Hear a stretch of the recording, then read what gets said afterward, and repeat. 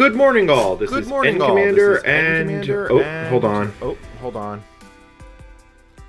This is NCommander, and now I should not be echoing because I forgot that the capture card would listen to the microphone on the camera.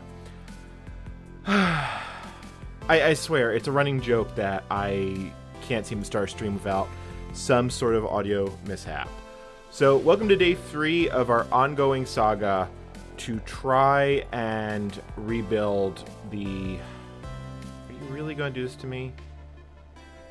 You are, in fact, going to do this to me. Day 3 of our ongoing saga to try and rebuild the source code to Network UNIX. This time, so for folks who weren't here on the first 2 streams, which were over the weekend, the first stream we got a PDP-11, an emulated PDP-11 up and running Unix. The second stream, which unfortunately ran short because of technical difficulties, more specifically my router being a piece of garbage, audio and visual way off. I'm not seeing that. It seems fine on my end, but hopefully it won't be that big of a deal. On day 2, we started getting the NCP code to compile, but we ran into some fairly large hurdles, and then the internet died halfway through. So day 3, we're going to try and rebuild the broken parts of the code from other archives I've dug up. I want to try and boot the Network UNIX kernel, and if possible, I do want to compile all the userland utilities.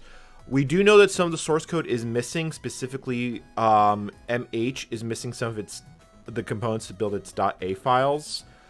I don't think this is a make or break, and we can probably recover the source code to that from other versions of Unix.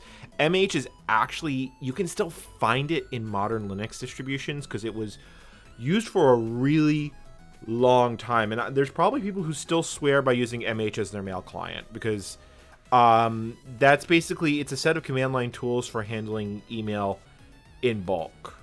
So let's see here, hold on. Audio visual badly out of sync. Okay, hold on. When you say out of sync, is the audio okay? Yeah. Let me just restart the capture card. Maybe that'll get it back in sync. Like, I'm looking at it here in OBS and it looks fine. And it seems to be fine. Hold on, unmute. It seems to be fine looking at it on stream. I can listen to it on the laptop. Yeah, it looks fine to me on the laptop, which I'm listening to it right now. So I'm not sure what's going on. Alright, I could just turn off the face cam today. I don't know why it's desynced. There should be no lag, but who knows? We'll just deal with it. Right, anyway. Switching back to the terminal window. Yeah, okay, so there we are, terminal window. So we are on Windows today. I am on the desktop because last time the...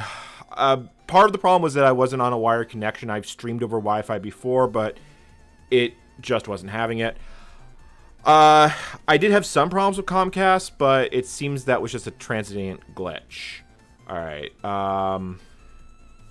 yeah. Alright, I'm not going to worry about the desync now. That's going to be a giant... I would have to look at it and listen to it, and it would just really be distracting. So, I'll just... Here, let's just run a little poll. Keep face cam on.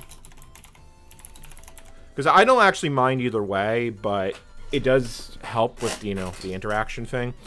I think what we want to do is we want to start with a new build directory.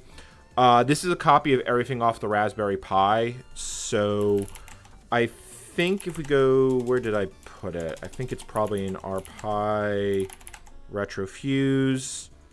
V6FS, and then we want to mount the big disk. There we go. And we actually do need to do this as root. Would help if I can remember how to type my password. There we go. Alright, so now we need a root prompt. So I think we're just going to move this entire source directory out of the way. I'm just going to call this source old. We should have plenty of disk space to work with. And then I want to get a fresh extraction of all this code because I want to work from a I want to work from a known good location. I should actually have it on here. So let's see here. Archive Ancient Unix. It'd be in the ARPI folder. ARPI source. Really? It's not there? Okay, hold on. I do have a copy of it. Oh, hold on. If I want to mount my C directory, yeah, it's there. Users, mcast eval, download. Yeah, there we go. Okay. So that downloads all the original source code. Now, there are some parts here we do want to replace, so let's open a... Let's get OBS back up. Yeah, okay, so... Yeah, it looks like... Okay, so all of OBS is desynced. Alright, I'm just going to turn the face cam off today. If I decide to talk to folks directly, I'll turn it back on. So capture card, you go off. That is weird. That is completely desynced. I've never... That's a new problem. That might be just because I'm on Windows versus not. So let's jump to VS Code. So let's open a new folder. Okay. So... I mean, you know, one thing I've really learned... I mean, I knew this because I was at Mixer. Is that streaming's a lot harder than people give credit for, but it really can go ooga booga. Like... If you don't have a dedicated production team, it really can just borderline be impossible at times. All right. Oh, that's slightly annoying. All right. Let me switch to desktop because you can't actually see the error here. I'm trying to open the folder and I'm running into permission issues because, of course, I am. What is this folder mounted as? You're...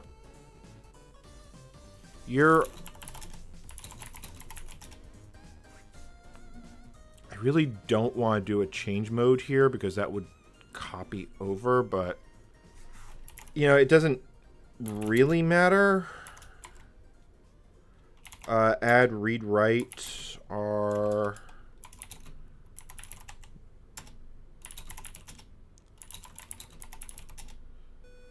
I think I just screwed up all the permissions in that folder. Yeah, I pretty much did, and I just noticed I made a second mistake as well. Oops.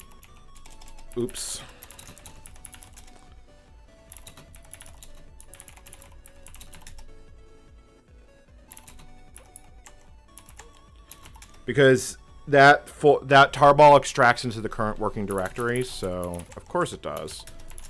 Okay, so let's make a new folder. So let's just make a new top-level source folder. I mean,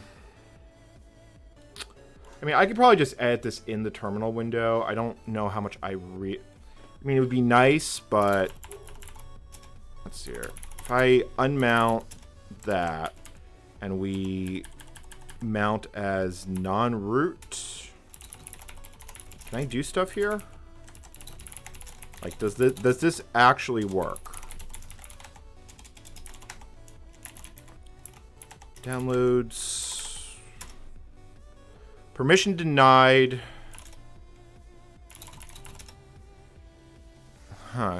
Cannot make directory. I think I just have to give it write permission. So sudo change mode 777 here. And I can't because it's... See, this is the reason why I don't like using Fuse, is you get these incredibly annoying file system desyncs. What I'm using is called retrofuse, which can mount these old file systems, but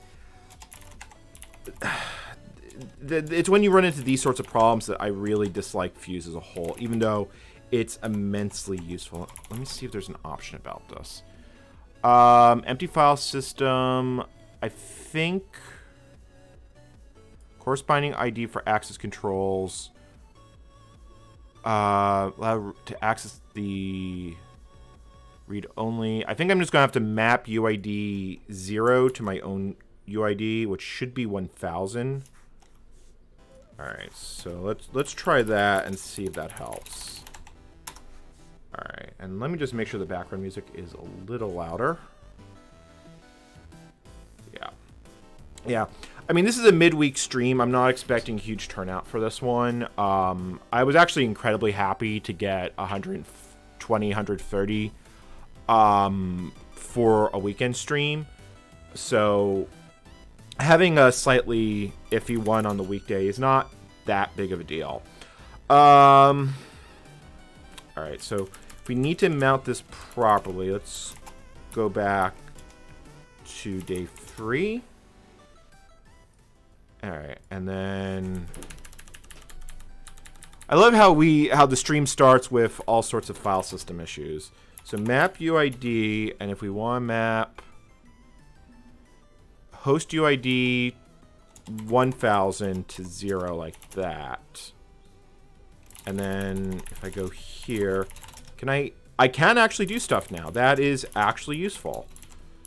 So now I can go mount C users mcast file downloads. Oh, that is a thing of beauty. Now I can edit this and then have it with a modern editor, and it'll all just work. This stream will show up as a video on my page after it's done. It will be archived.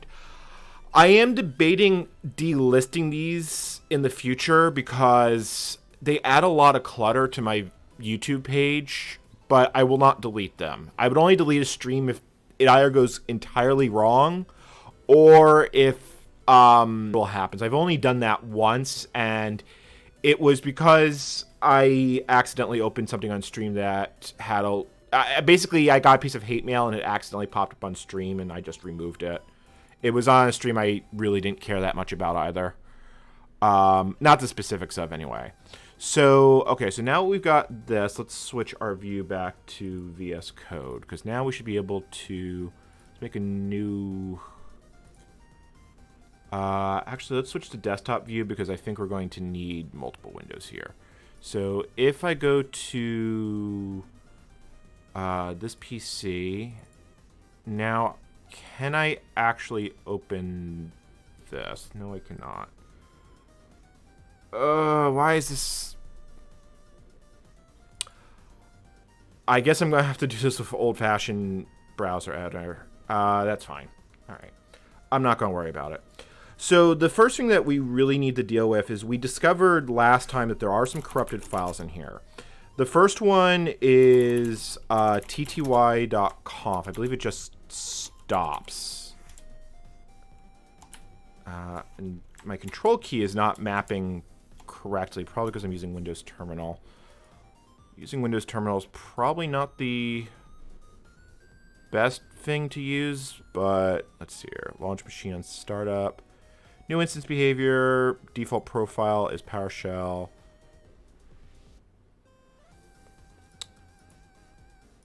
Actions. Like if I want to like be able to tab do something. This is what I get for trying to switch for Windows, is that I have to get used to all the things being just slightly different. But tty.com, I believe there was some corruption issue. I can't remember why it wasn't building, but it wasn't. We might have to rebuild it and try again, because I'm kind of drawing a blank. Or maybe it was a different file that was having problems. I don't think Windows 11 is an upgrade, but I also don't think it's quite as bad as most people bring it out to be. The problem that I really have with it is it changes a lot of things that just do not need to be changed. It's making changes for the sake of making changes. Now, this was the other file that we saw corruption in, and that was impio.c. Of course. So yeah. So you can see here we have an entire string of nulls just like right there. Probably from a bad block read. It's hard to say for sure. This one we fixed on stream last time.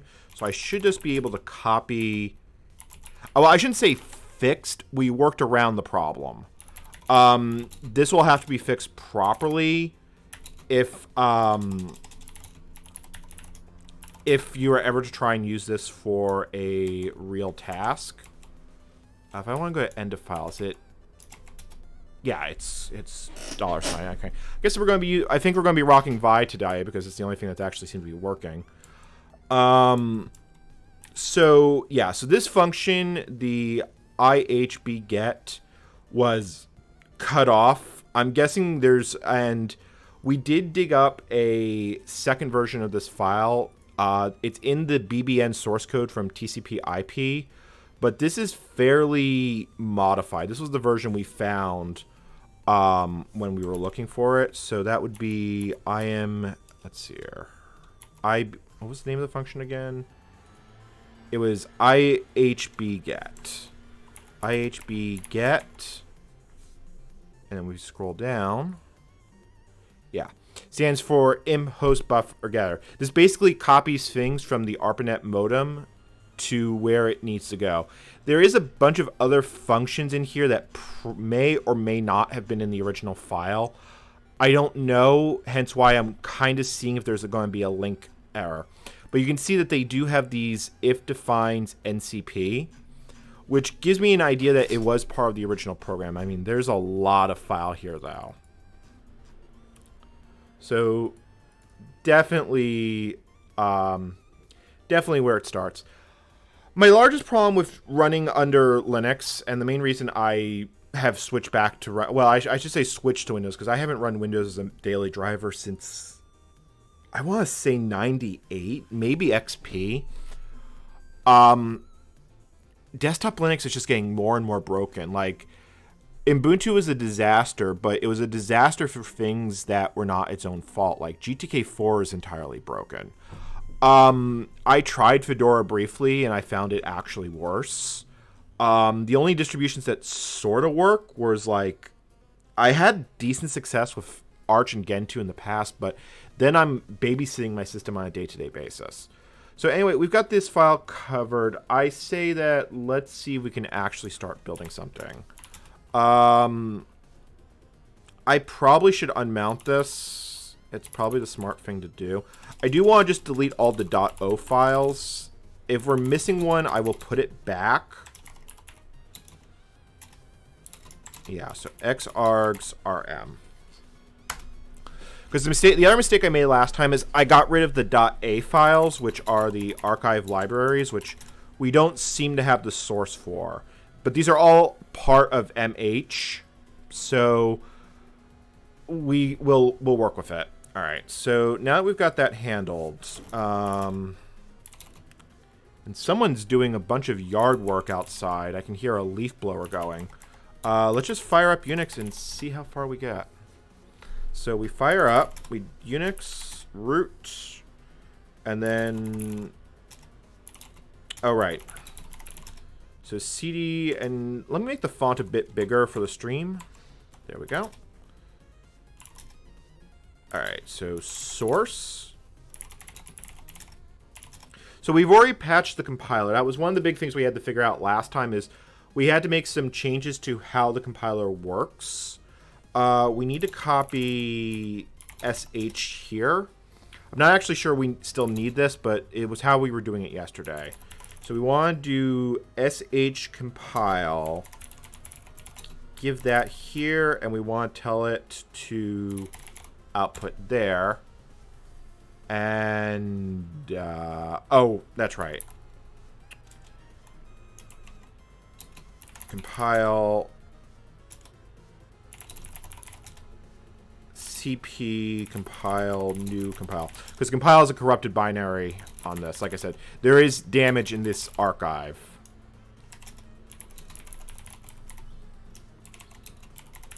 Source NOSC binary. Okay, and that's building. Also, you can tell how much faster it is on my desktop because it's not running on a Raspberry Pi. Like, that's a pretty significant performance increase. Not that I care. I actually would, in some ways, prefer if it had stayed at a period correct speed. But for what we're doing, it's fine. Like, maybe I'll get lucky. Yeah. So that's where we ran into problems, was the TTY file just did not build. We're going to have to look at those build errors a little bit more in depth. But everything else does seem to have actually built. So yeah, so we get unknown character at line 54, and then we get a bunch of other build failures. So let's see what's going on in line 54. That would be here in DMR 54. And yeah, there's the Unicode corruption. So the question I have is, how different are these two versions of TTY? Because I've got this version, which more or less looks like it's just the stock V6 one with some minor changes. And we have this version from the BBN archive. This is one from one of the first TCP IP ports. So let's open to the side. And let's just take a look. And that's looking significantly different right off the bat. That's a little concerning. Like, I don't, like, these I'm not sure are byte corruption, because look, you can see at the start of each module, it's just right there. And then it dies with, let me switch to desktop. It dies with these build errors right here, like illegal indirection. So we have this conflict in storage class at 239. Let's see what's going on at 239. You get register. Yeah, so this is a so this is the old KNR syntax, which I don't. It's acquired if you're not used to it. So the function is echo. It returns. It's a void function because there's no return type. Takes two arguments. The AC is in signed integer. That would be the default, and AC is this.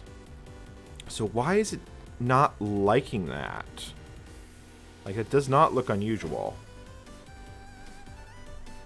Like, because you can see right here, this is also doing storage class. Unless this structure is not defined properly. Like, if I go up, where is this defined? Actually, it doesn't look like it is defined. Because you have an anonymous structure right here, but it doesn't actually define anything. So this is the file. So this is the file we need to fix if we want this to build, or you just use a different one. There is a second, yeah, there is a second copy of this file, but it's not like any actually different. Yeah. So this one adds term cap, mapping differences. I mean, it doesn't look super different. We could probably use this one. Yeah, because all the functions are here. I think the only major difference is where the header files are, because you can see how these are use this -h notation, because the concept of a header file was not entirely they were not used the same way in these very early years. Like, I don't think it's until V7 Unix, maybe Programmer's Workbench, where you had things like stdio.h that defined all the functions. It was much more a code it and pray sort of thing. So I am thinking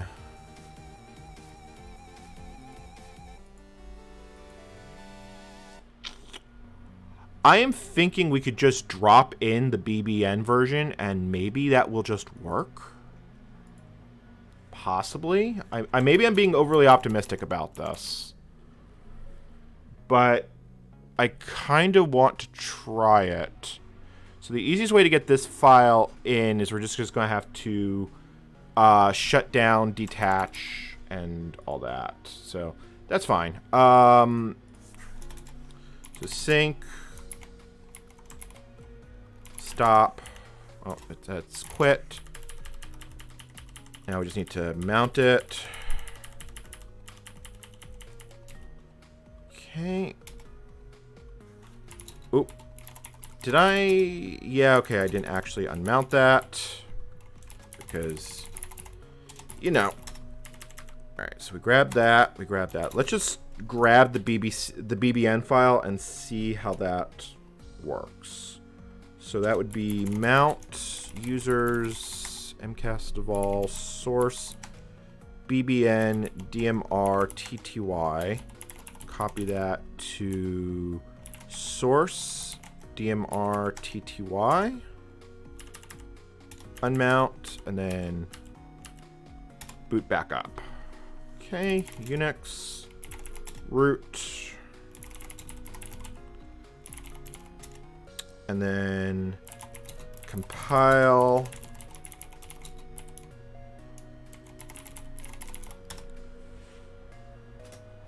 Unfortunately, it does not do incremental builds. So let's see if that version of the TTY file works. As an added advantage, it would actually add term cap capability. So if I wanted to say port vi to this, it would be doable. I'm not that dedicated. Wow, that just really broke things. That actually just like broke things even worse. I had that distinct, probably because the later BBN version, for better or worse, probably depends on a later C compiler.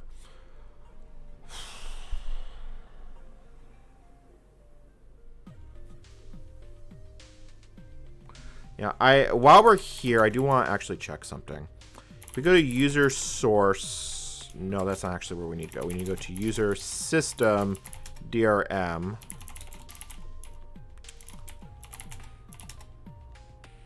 Because we have the version of TTY. I don't think I actually want to output this to the terminal. Let's just echo the first 50 lines. I just want to take a look at what I'm have here. Yeah, so this is a revised version. This is the version that we have. I wonder if we can build this. Just out of curiosity, and let me just see if the window is open, because that is really loud.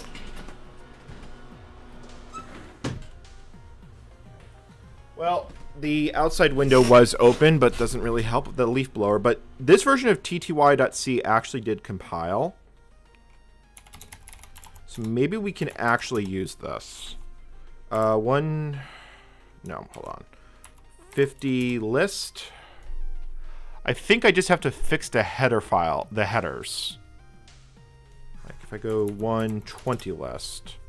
Because these are all going to point to the system headers. And I don't think this version of the C compiler actually knows what an include path is, but I'm not completely sure that it will compile with that. Let's just try it, because we're going to have to make changes regardless. Source DMR cp user sys DMR tty here. Can we build it? We get all sorts of missing files. Are they in here? They are in there, so yeah, you know what? We can actually do this. And you know what? We'll just do it in the editor. 410 list. Let's see here. So line 6, 8. Okay, so we need to change this to be include param. Oh, that's not actually going to work. Cancel. You have to escape it. Param.h. Let's see here. 2 through 10 list. Hey, cool. That actually worked. 10 change.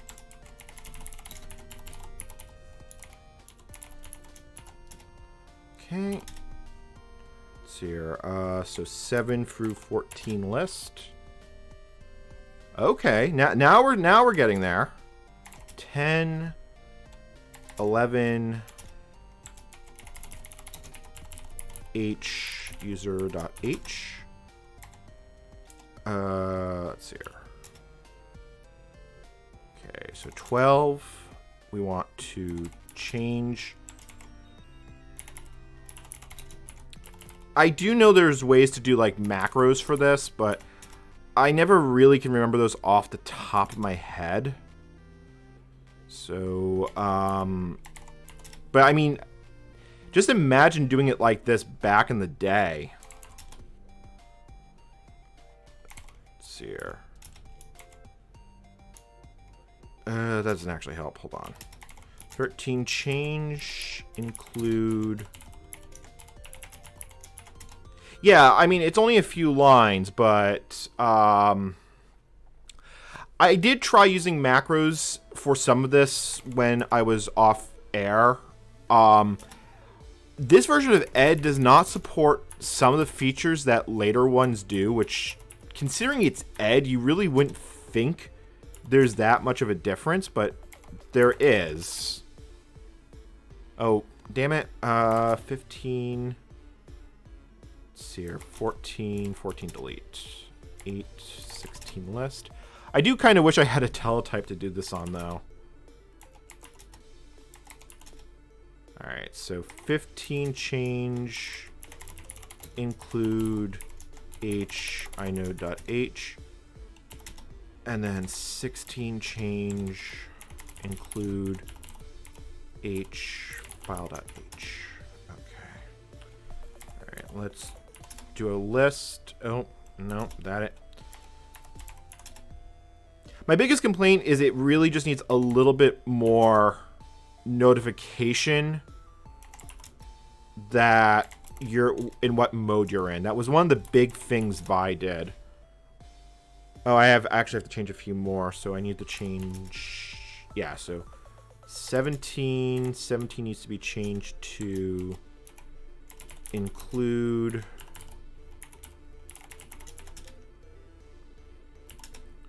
And then 18 becomes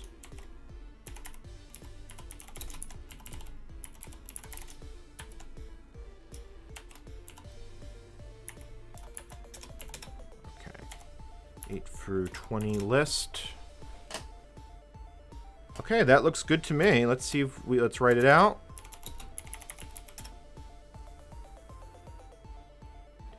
That is an error message. Too much defining. What did I do wrong? 17 list.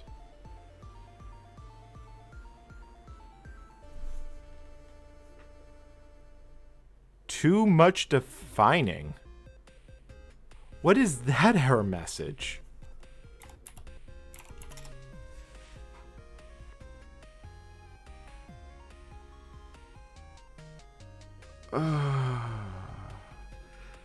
I mean, GCC did not exist, and just to catch up with chat, a lot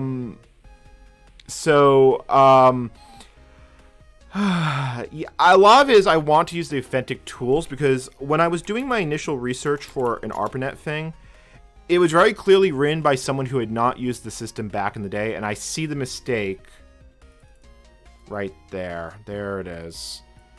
I typed in the same line twice, it looks like. Let me get the full listing. 6, 20 list.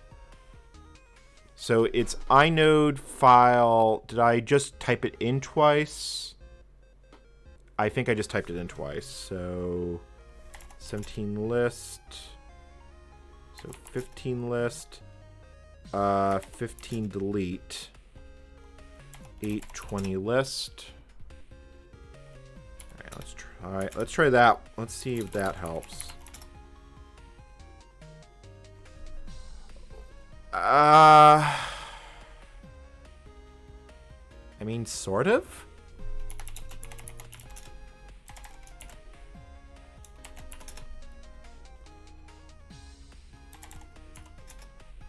So the line it's complaining about doesn't actually seem to be there. Let's take a look and see what's in this area. So this is trying to flush all queues. and it's not succeeding.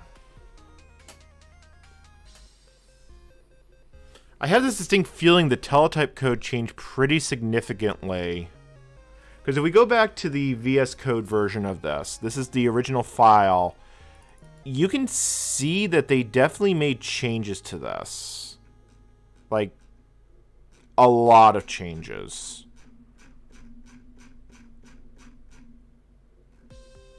I think we need to fix this file.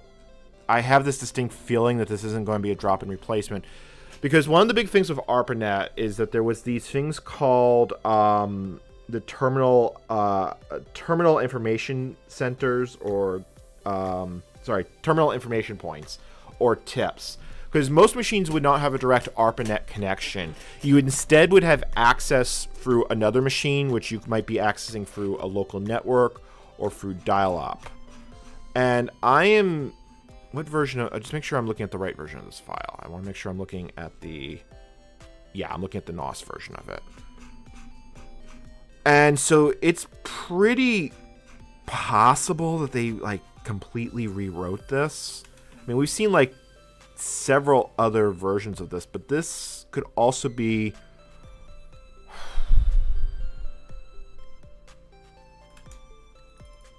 Yeah, see, like, this TTY cap function, like, this file, like, the later version from 91 is a lot smaller.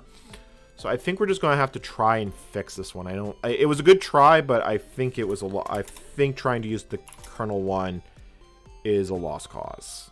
And I regret not saving it. So let me sync, let's shut down, and let's copy it in. And I'm on the wrong view. Quit. All right, so let's remap that. Let's copy in the original version of this. Source. DMR, TTY, temp. And this time, I'm going to write down the errors after they happen. Let's see here. Source, DMR.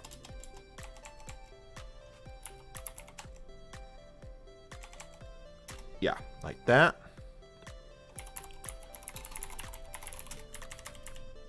Sorry, it is a bit hard to talk and type at the same time. All right. NOS source.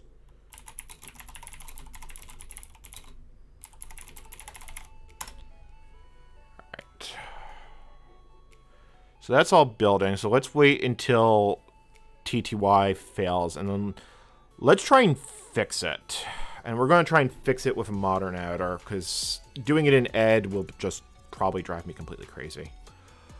I haven't used WSL extensively. I will say it's much nicer than using...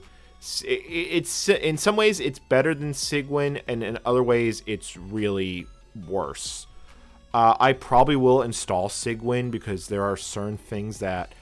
The biggest problem is that it was probably better under the original Unix, Linux, Windows subsystem, but Microsoft killed that, so that's no longer a thing. So okay, so now we have all the build failures. Let's actually see what's going on here. Like, I'm sort of want to clean up all the unknown characters because this C compiler is...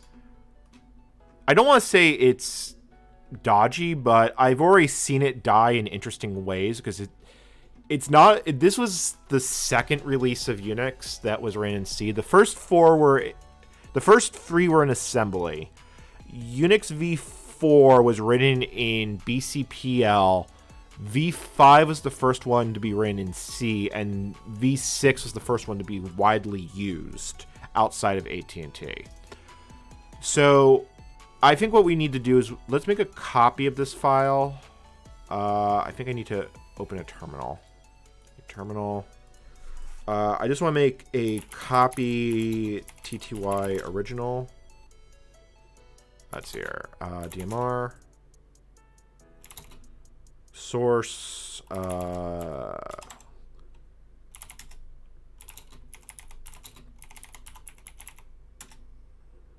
Okay.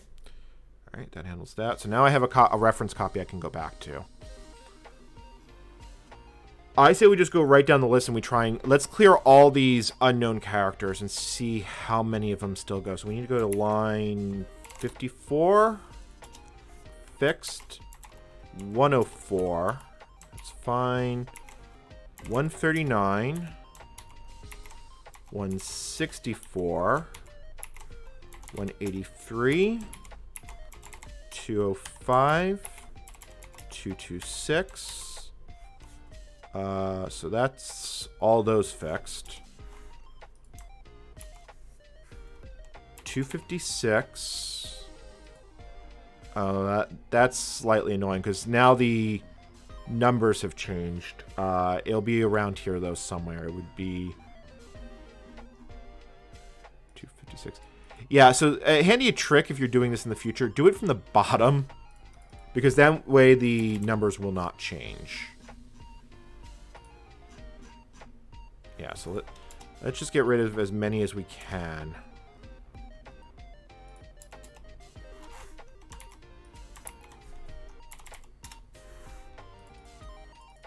Like that. 184. I guess it wouldn't have actually changed, but I've deleted the new line on a few. I do have all this. Well, I actually don't know if I have this copy in source control, but I do have copies in source control. 730. That one's fine. 639. I think we got that one. 517. So that would be the last unknown character. So I want to see if we still get these build failures or if we get a different set. So let's save. Sync. There is no shutdown version in this command, by the way. Stop. Oh, quit. Alright, so mount it. Copy it. Unmount it. Start it back up. Once you get a good workflow going, it's not bad. Root. That's interesting. I made a typo there, and then it goes to name, and then... Well, that's interesting. I actually hadn't seen that before. So change directory source. Let's see here. I could have done it with regular expression. I honestly didn't think of it. But I wanted to see exactly why the compiler was dying. And oh yeah, hold on terminal window. Okay. Okay, so because I definitely do want to make a video about this, but I'm not sure what that video is going to look like at the moment. Because even if I do manage to compile all this, we're not going to be able to do any networking. This is partially a pet project to understand early Unix better, and is also very heavy research for ARPANET related stuff. So let's see if it's happier. Well, it's happier, it's just not happy. All right, so let's grab... So why is it saying all these are... We have a conflict in storage class? Like, I would love a more descript error message, although I know I won't get one. So what's going on at 239? So 239 means it's dying on this line here. And it's also dying... Let's see, is it possible... Maybe it doesn't like the register? Let's see here. Yeah, because both times it's dying here on register things.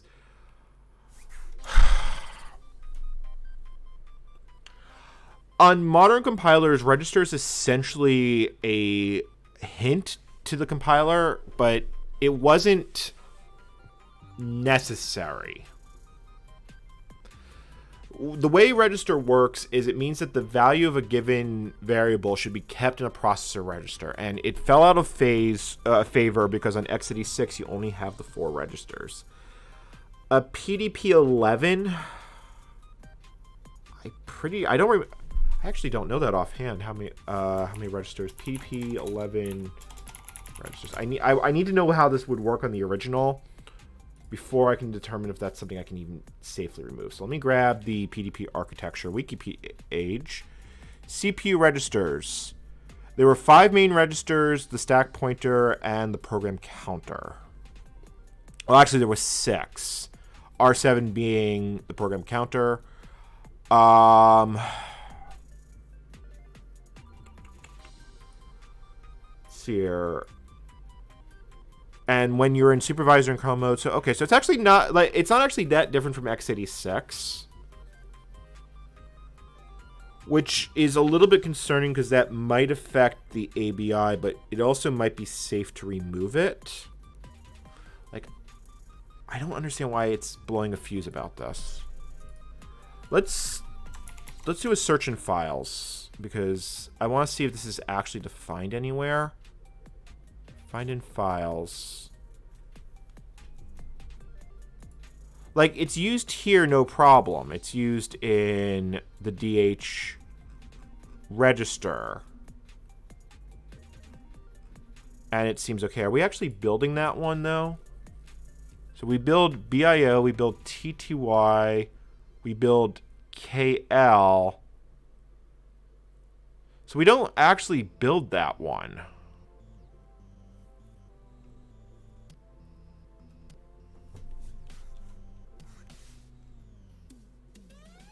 That's bizarre. Hold on.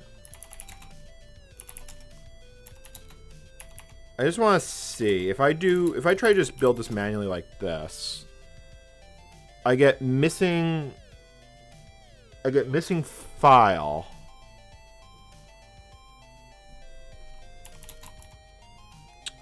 Can I do? I don't think I can do this. No, I cannot. Let me run this in.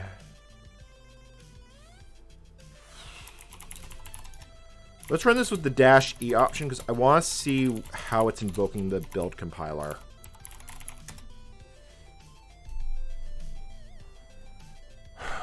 Yeah, because now you can see the CC commands being run, although it doesn't give you the full command output, which is... we can actually patch that. Delete to break. Okay, hold on. What line is that in the build script? Because I really do need to see how this is running.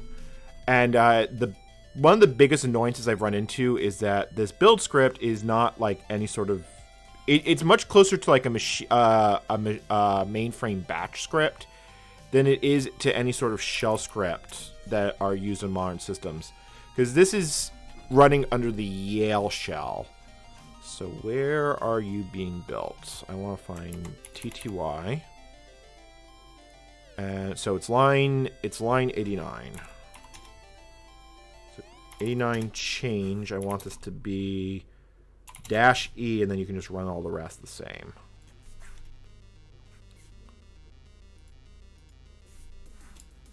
Oh, that was not what I wanted to do.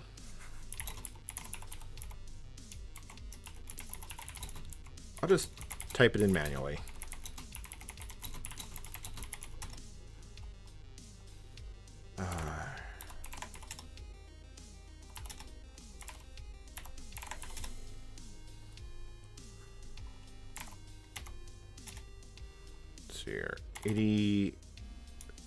Here, 85 to 95 list. All right, that's probably fine. Right. Compile.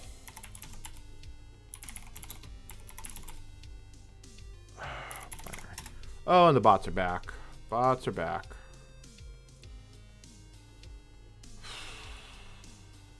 And then I gotta do a report. Because of course I do. If these keep up, I really am going to have to put the channel on the... It's not been super horrible, but... Okay. So what I'm seeing is a distinct lack of debugging messages, which is annoying. Yeah, like it did all those compiles, but it didn't actually like print out the kernel, the build line it's using, which is a tad irritating because I don't know what version of the header files it's actually trying to use.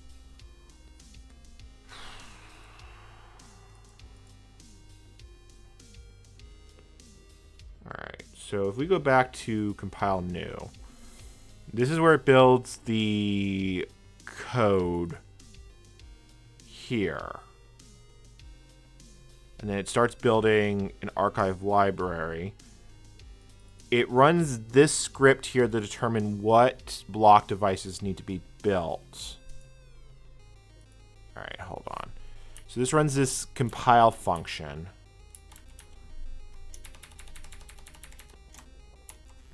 If we look at this, it's like, is this defined somewhere? Because it looks like, this feels like some sort of, it would be, you know, it would be like a label like in normal shell scripting. Let's see here, compile. Or maybe not, like I don't know where that temp compile thing is. Modified for Greg's version.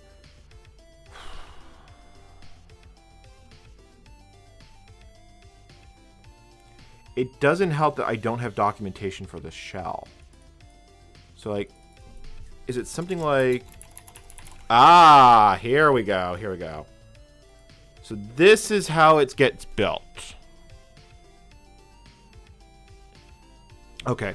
So this is probably a macro expression of some sort. So this is the line that it builds as. So if I do an echo...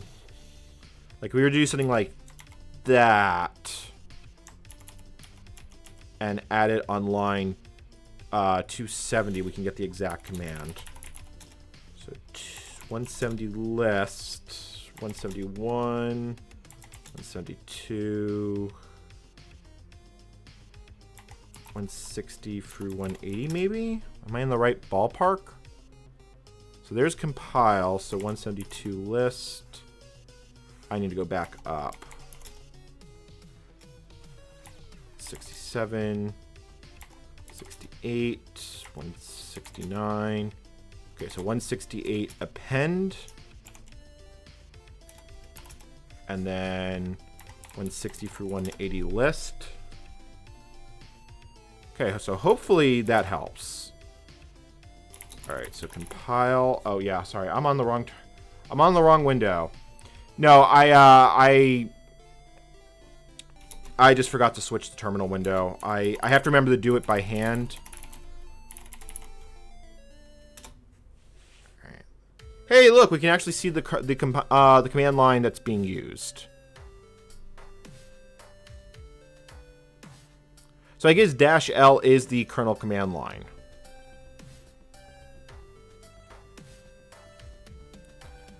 And it's interesting how it's apparently referencing the top level folder. That, I mean, that doesn't seem right.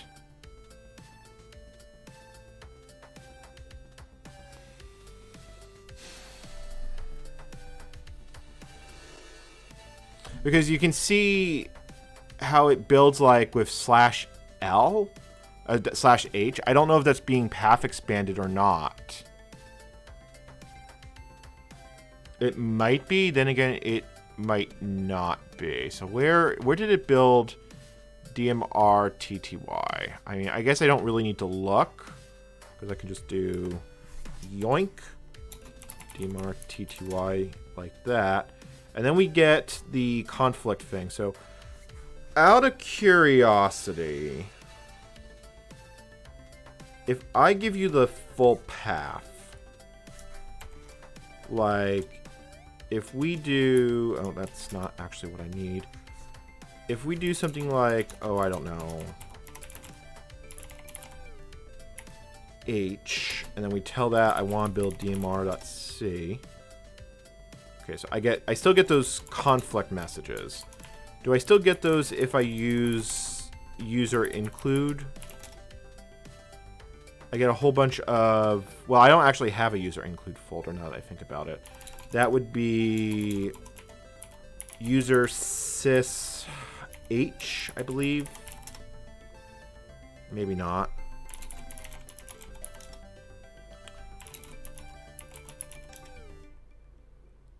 I guess it would just be user sys in this particular case. Okay. I'm just figuring this one out. So cc user sys dmr ttyc. And in that particular case, we get a whole lot more build failures. We get a lot of build failures. That's, please stop. Okay.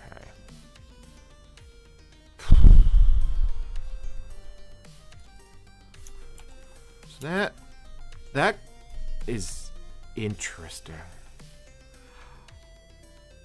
I guess because it references -h and /DMR locally, it would be a relative path, so it all would just work.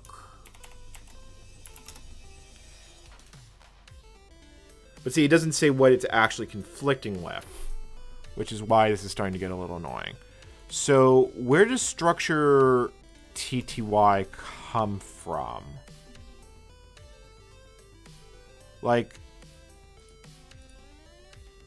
if we look here in the TTY header file,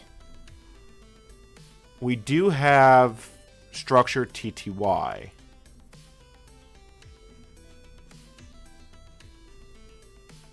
I don't think I need to define this as register. Like,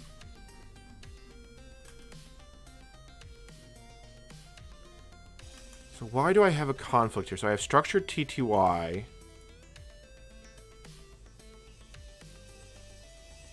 And then I get a conflict in storage class. Oh, maybe these are the same. Maybe these are the same errors. Conflict in storage class redeclared.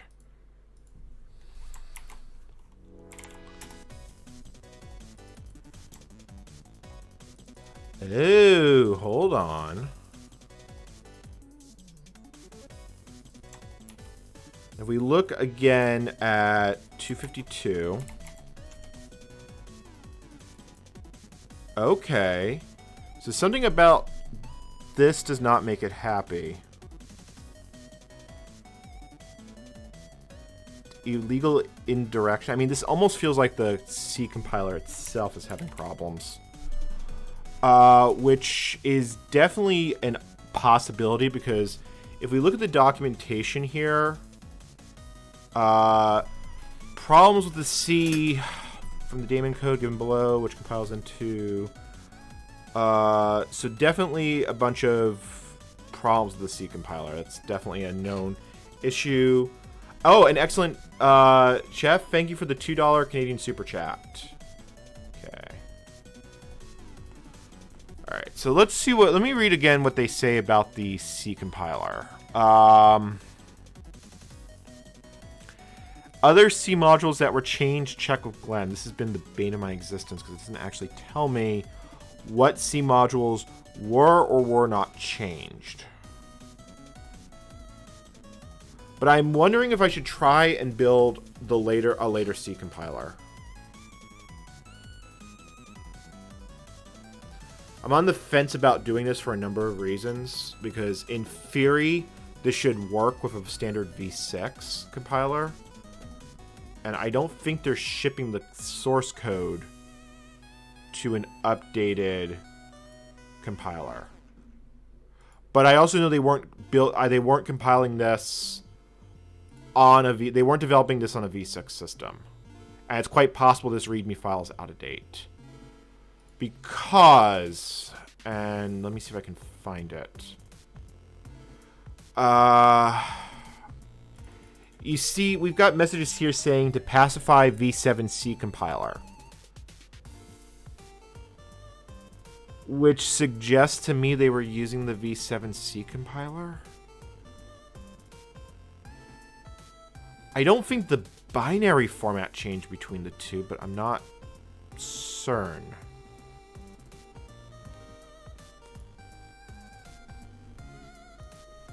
Let me find a copy of the v6 Unix v6 tty.c. I want to see how it defines it, just so I can have it side by side. Let me grab that on another terminal, and we'll just copy and paste that in. So this is what's in the v6 one, and let's see if we can figure out what's going on here. So we know it's dying on line 2, like right here. Was that one of the lines? Yeah, that was one of the lines where it was dying. So does this function exist in this file? And it does not. Let's see here. What were some of the other ones? 239 was one where it was failing. Do we have an echo in this one? And we don't.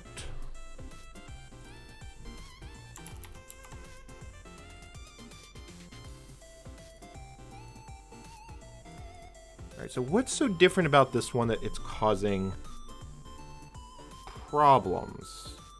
Because it accepts that like that.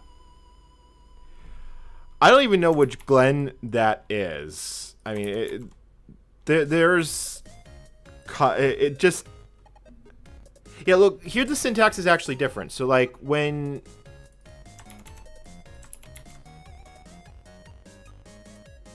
Like, you look here at TT right, it defines it as struct TTY, and then as a pointer to ATP. It then defines a structure right here, and then it uses the structure throughout. And it doesn't do that in the other places in the code where it just goes kaboom. Like, so 230, and this all looks like to be newly written code built off the original v6 driver.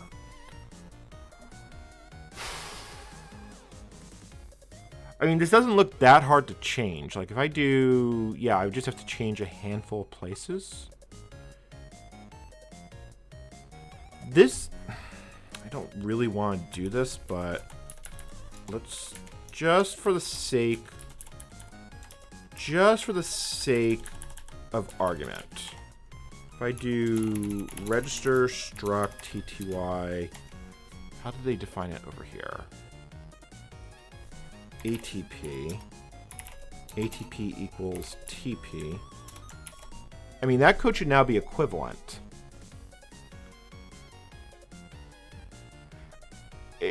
The parameter variables in C do not have any inherent meaning. They're just syntax for humans. So there's no reason why that shouldn't be valid, because there's no, this doesn't return anything. Actually, I don't. Yeah, it doesn't return anything. It's a void function. So just out of curiosity, does this does that compile error disappear when we do that? Because it suggests that there are later versions of the compiler that we could try and dig up. I know there's one that survives on a use system, but I'd have to extract all the bits out. It'd be really, really messy. It's not end of the world messy, but I really don't want to do it. Like, we would be spending probably half the stream figuring out what files I'd have to save, let alone actually getting anywhere. So let's see if that makes a difference.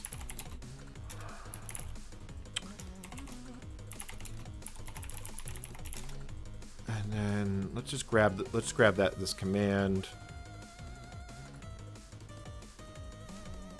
That is not what I want to enter.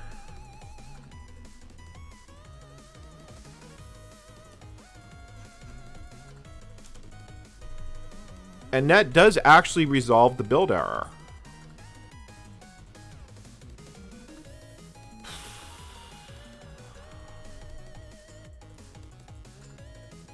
Okay, then. I guess that's how we're going to fix this. fine.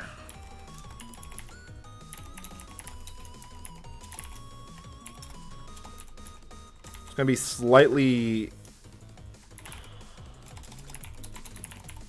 Alright, so that fixes that one there.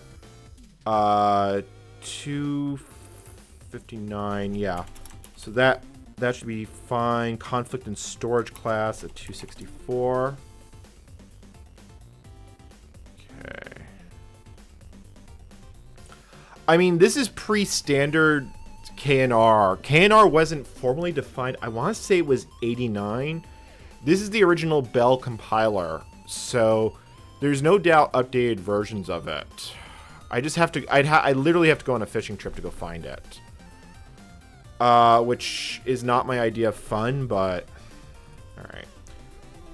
So we cut and paste this. Let's grab strut, ATP, TTY, ATP.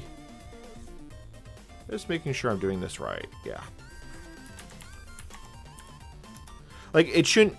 I shouldn't actually... I probably could just remove the register and it would just work just fine, but I'm not confident enough with my knowledge of this compiler that wouldn't, like, break everything.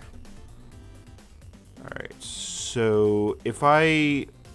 And if actually, let me backtrack slightly. So where else was this breakage?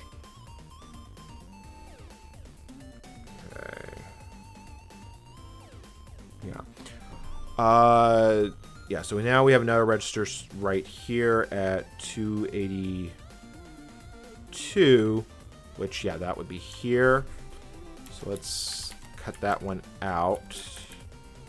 You're now ATP.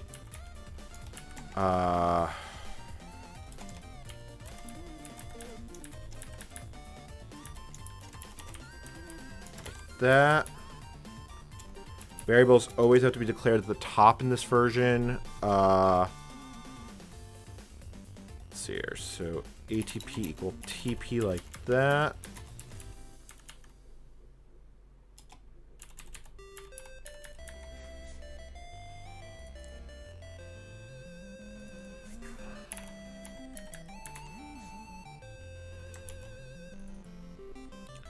Alright, let me make sure I got that right on all these. TP, that's correct. That's correct. That's a bad input variable, although it doesn't look like it actually cares. And then down at 736, there's one.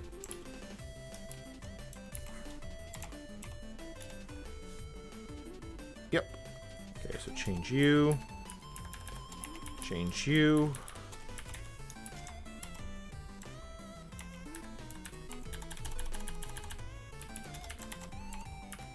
And then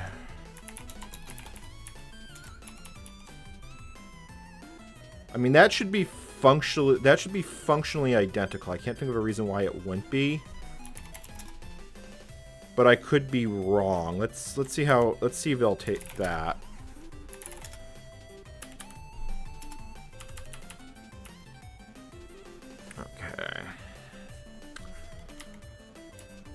Mount it, copy it, unmount it, boot it back up.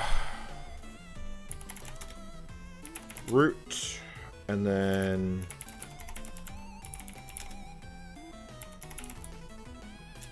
let's see here. Compile.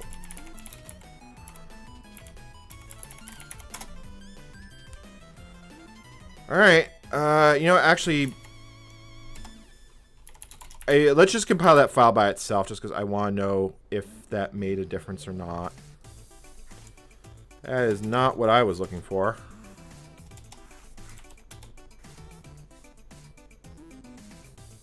Why do I keep having copy and paste problems with this? DMR, TTY, let's see.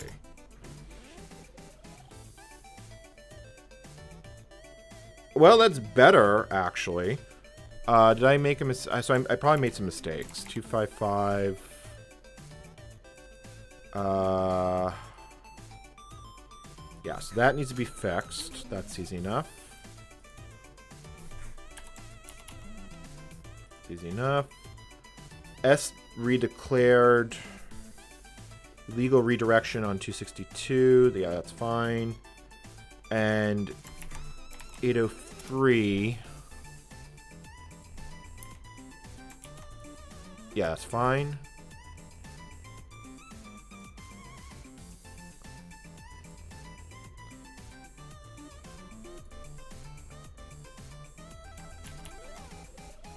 Yeah, okay, alright, so other than some typos, I think we're good to try this again.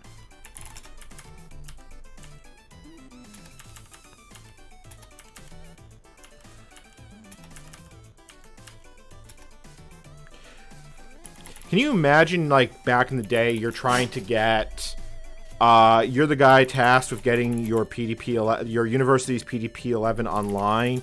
You get the source code to Network UNIX, and then discover that your C compiler... I mean, yeah, you can make phone calls back in the day, but I mean, a lot of it would probably have been done by snail mail. Why am I typing this in by hand?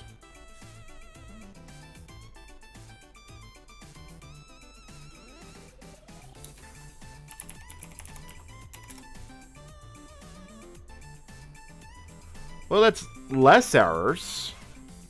Conflict and storage class redefined.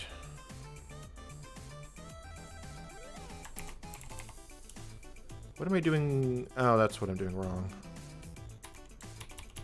All right, is there anything else here that's actually broken? 264.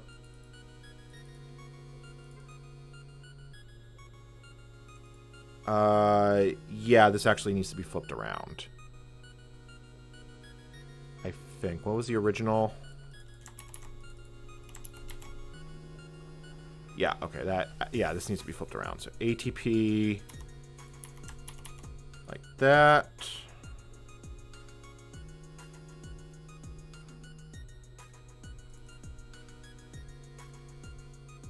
And then down here, yeah, okay, so that, all right.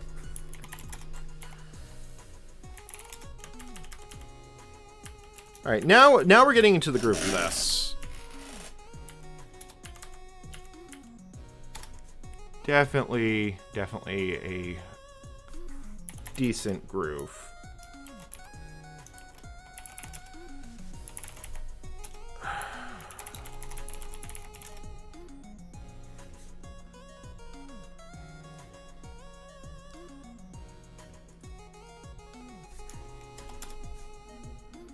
Right, copy is select and then right click, and then I can right click to do that again. Conflict and storage classes. Did I, like, not copy the right file?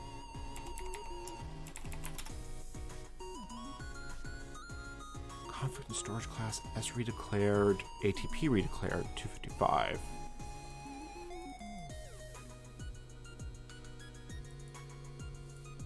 What is going on here? So why are you saying that you've been redeclared? Was register not supported in this version?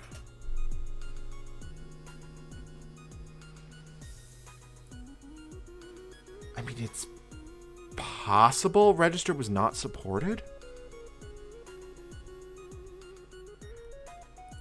Where are the other failures?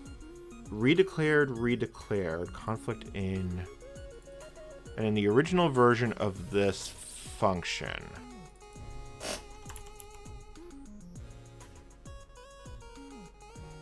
No, in the original version, that's fine.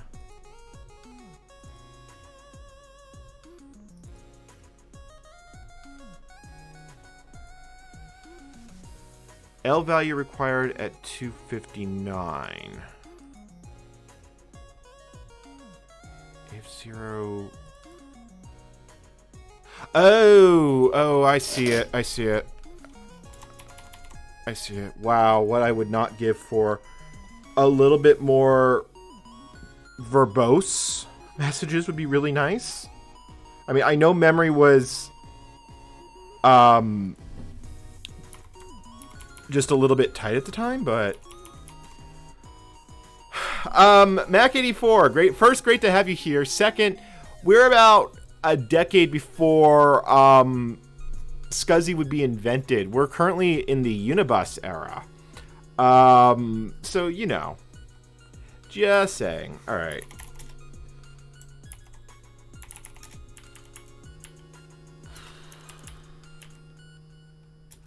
My guess is I could safely remove those register values at the cost of performance, but we're not running this on period correct hardware. We're not even running it on real hardware. This is still very much in the explore stuff and hope it doesn't break category. Why do I keep doing that? No, that doesn't work.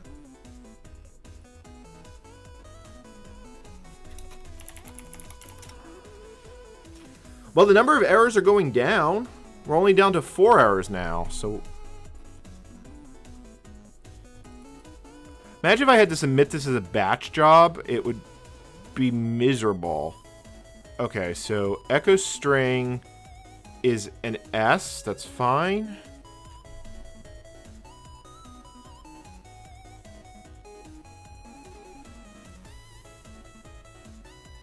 I am wondering if register was just not supported in the as a not that it wasn't supported, but it wasn't supported as part of the calling convention, which actually does make sense because the C calling convention has to be standardized across all things.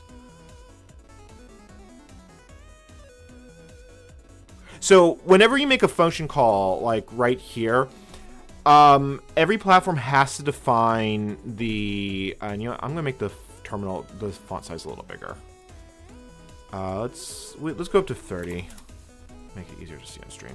So every time you make a function call, all arguments have to get pushed, and then the processor has to jump, and it also has to put the return address. This has to be the same across every function call. Declaring something, and back in the K and RC days, you had to define,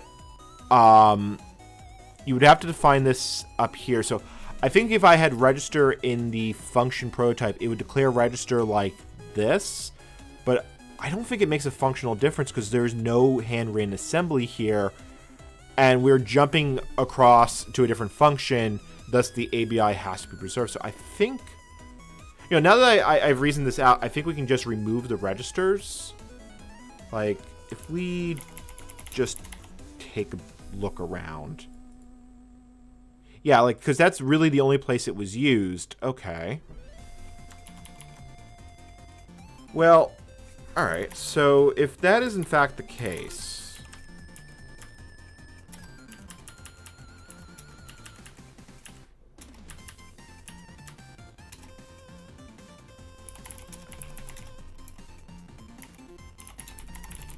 And this time I'm not going to I'm going to actually just run the right command.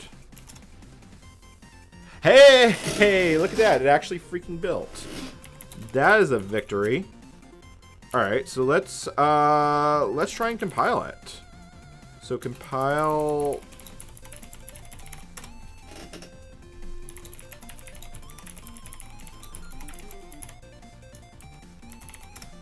Okay.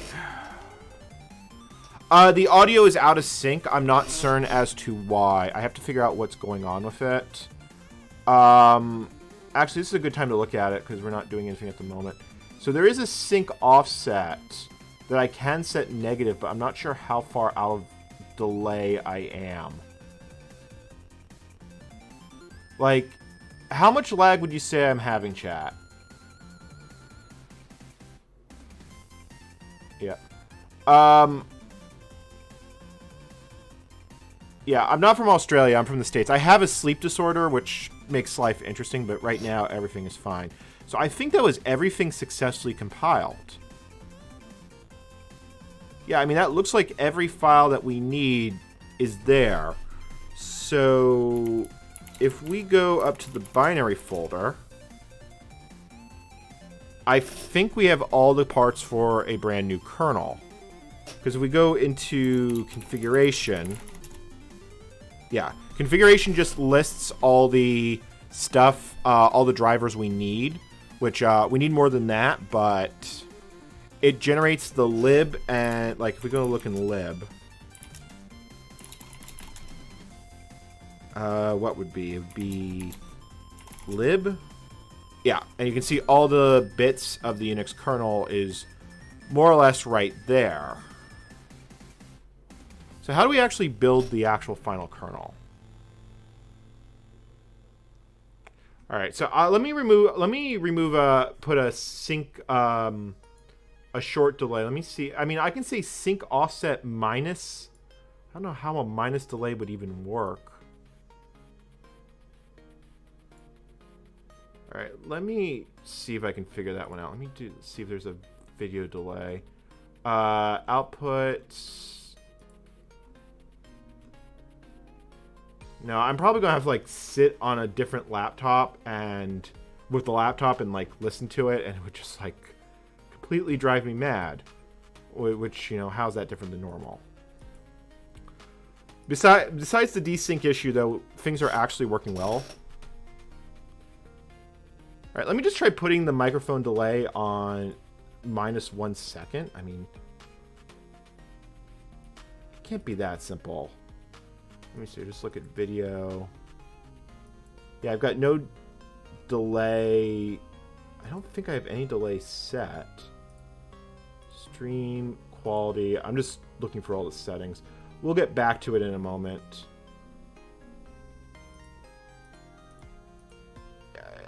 Yeah, I'm not going to worry about it beyond this point.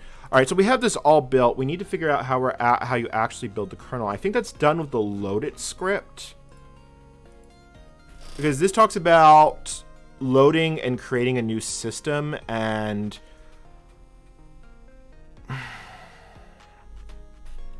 can we just run loadit as is?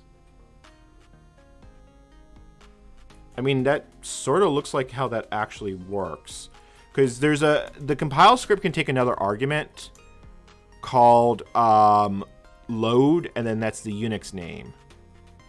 Attempts to load a system via loadit.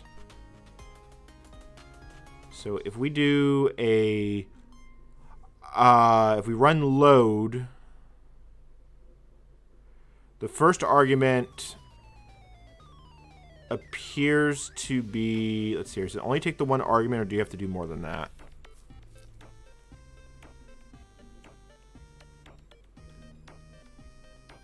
Okay, it does actually take multiple arguments, so I think we just want to run the compile it script with that additional argument. Source NOSC binary load Unix test.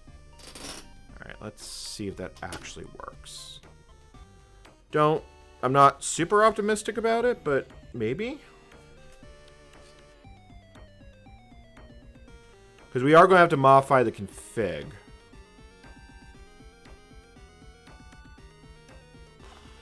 Fingers crossed, though.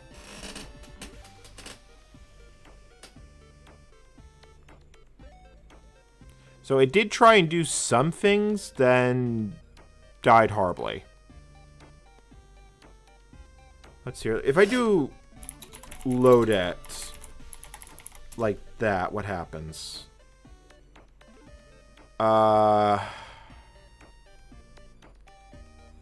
Doesn't seem to do anything. All right. Set, go to default, loading new system. Because this talks about doing splitting system, which you have to do with some models of the PDP. So this is definitely the thing that actually builds and links the kernel. And unlike when we did reconfiguration earlier, this builds all the kernel stuff from source. So let's see here. What is it looking for? It's looking for a -a lib. So it's all in the build directories. So I guess load it would be invoked like this. Source binary. And we get a whole lot of undefined. That's a little bit broken. Just a tad. Like that's actually really broken. Either files did not get compiled in, or more stuff broke. Okay. Let's grab the list of functions and let's see what actually broke. So we couldn't actually link the new kernel, but it tried to link, which is a good sign. All right. So the stuff that's missing, a lot of this looks like basic function stuff, which is a little concerning. Like, where is unlinked defined? Actually, that's not what I want to use. I want to use this. Not unlink. Like, where are you defined? You would be defined in BIO, which is basic IO. Did we successfully build BIO? Did you even try to build BIO? And I am not seeing it having tried to build BIO. I'm not seeing it in this list. Let's just copy and paste this, because this obviously suggests that some files need to be changed.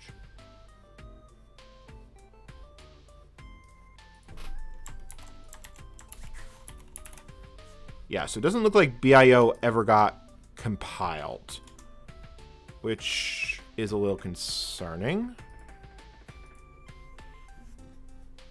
Or maybe that's not how it works. So if we look at how, say, the official libraries look, that would be like this. Let me see if I can find an example.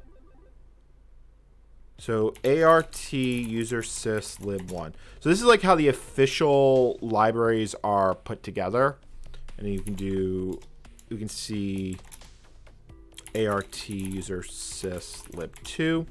And I believe it was built like this just to make it easier to tinker with in the future. So you see how we have BIO in the official library, and then it looks like, let's see here, it looks like the one we just successfully built, and I put successfully in quotes here.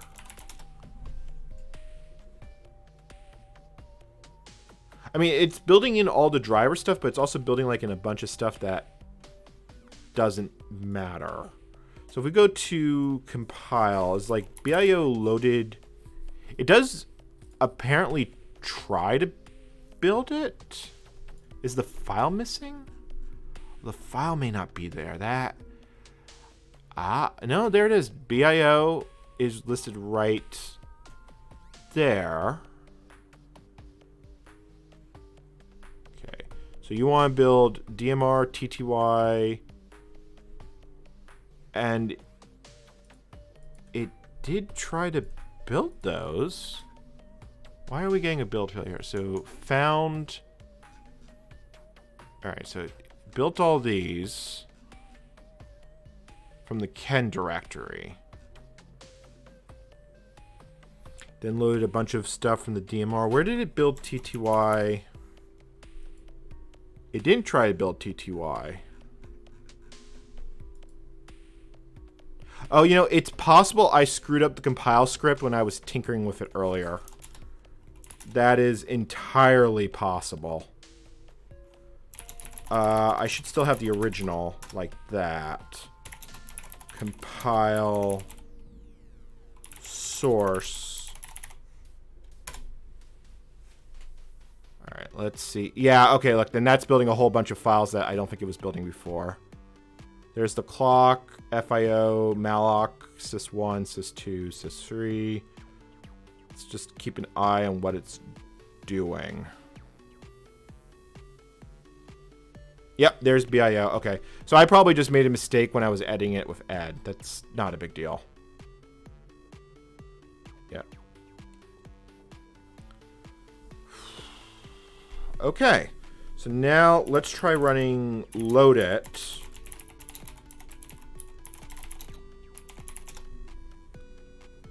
And it just completely falls over. Although it doesn't... Did it fall over as bad as it did before?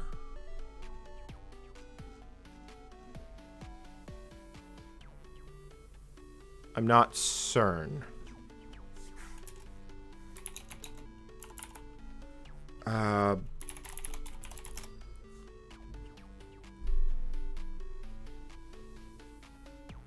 me just blow away that entire directory because AR will actually modify existing stuff and not just do it all from scratch. So because we had a bad build, it could have screwed a fit.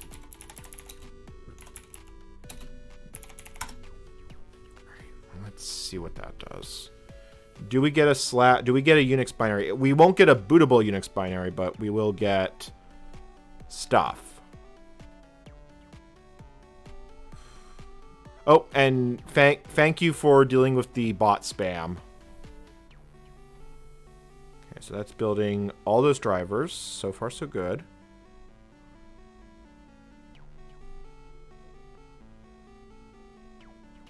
Let's see here.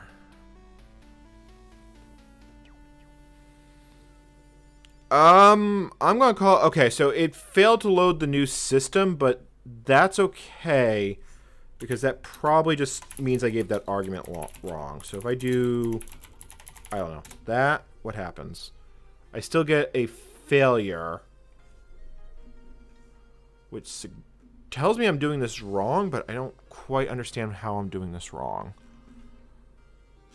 I mean, we definitely found a problem.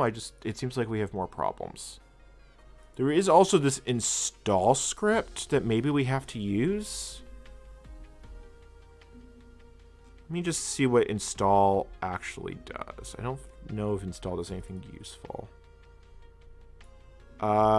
It compiles a lot of stuff, but it doesn't look like it does 1, 2, 3...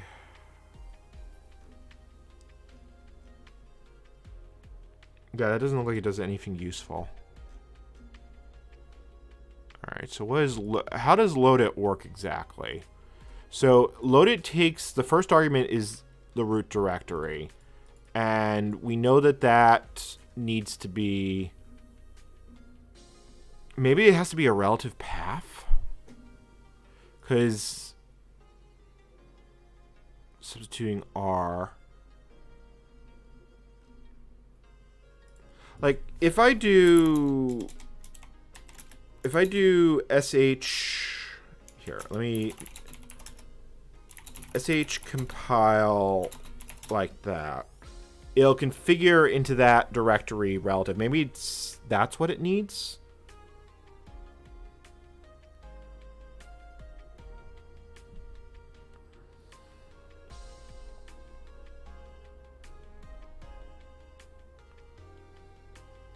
If not, we're going to have to tinker with this until we figure out what has gone missing. Because it's building all these successfully. Alright, so now... Alright, so we have those files all in there. Load it like that. And we still get that linker error.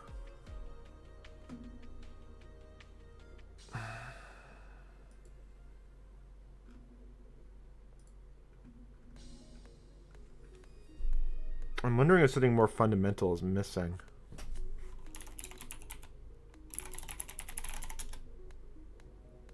Because that's the only driver that's being built in, but that's all we should need to successfully build the kernel. Let's see, is there anything else in here that helps?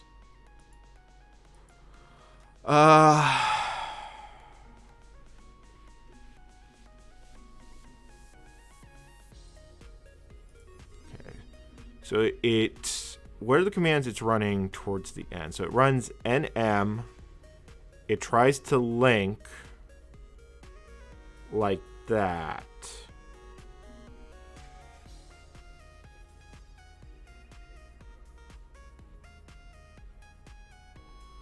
So if I do ld.x, I should actually be in that folder. So I want c.o, l.o, and then lib. And I get all those glorious, glorious undefined. So can I do NM on this? No, I cannot. I can do it on that, which defines the things that I am missing. Let's extract bio.o. Yep. So what is in here that's missing? A lot of things, apparently. I mean, there's all the functions. Which makes me wonder if there's something wrong with the library.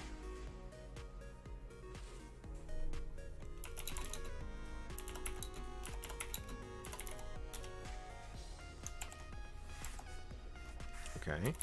BIO. Huh.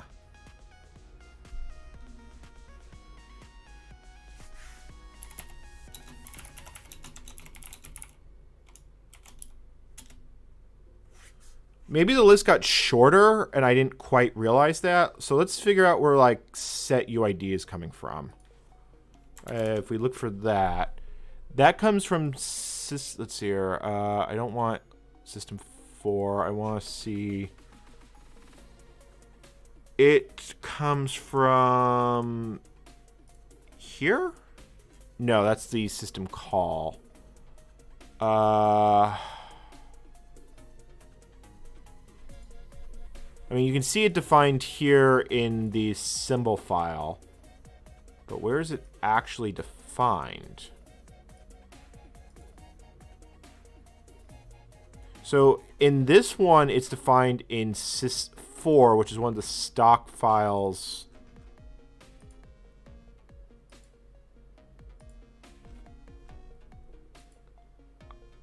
Huh. I think I have to merge. I feel like I don't have this properly extracted. So let me look here. I think that would be in the Ken folder. Yeah, here we go. Ken. Ah, okay, there's the problem. System 4 is, yeah, you know, that would be a problem. Like, there should be source code in here.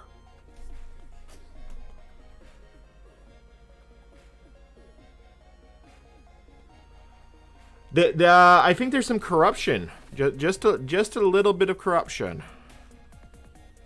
So the question now becomes, how much has actually been destroyed? Like, can I just throw in the file from the master? Let's go find and see if like system 3 has been changed. Because we have the original version of this file, and I'm looking at system 3. And this version is longer.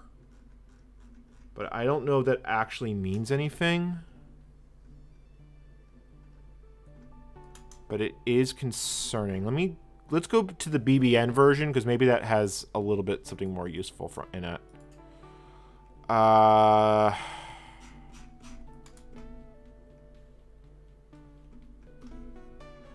Like, let's see here. Do you have like an edit date? And you don't.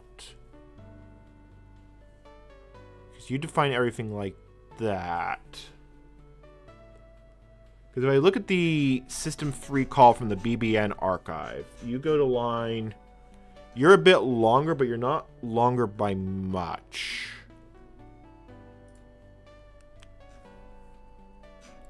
Which makes me think not much changed? I mean, it's possible. Like, if I compare... I'm looking at the I've got it up on the second monitor.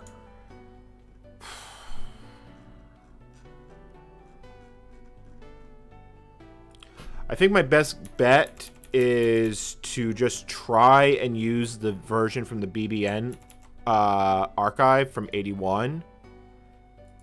And we'll just drop that in and hope from the best. Because I think that's probably the best we can hope for. Because if it's corrupted, and there's nothing I can do. If it's not corrupted, or if I should say, if it's not missing too many bits, we can probably get around this. Okay. Alright, so that handles system 4. Sync. I'm surprised we didn't get a compiler error with that. Which, you know, shows you how, I shouldn't say fiddly, but, the lack of error checking for this time period. Alright, let's see if that makes the difference. I'll be a little bit depressed if we have to call it because of corruption, but so be it. Okay. I think I might have to put this in subscriber-only mode. Just because of the freaking chatbot spam. Alright. Let's try and compile this again.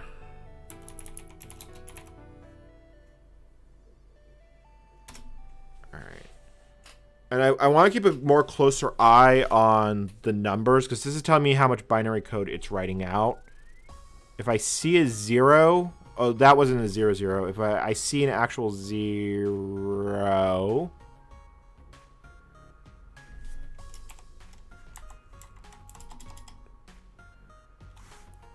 It obviously did not like what I did with that.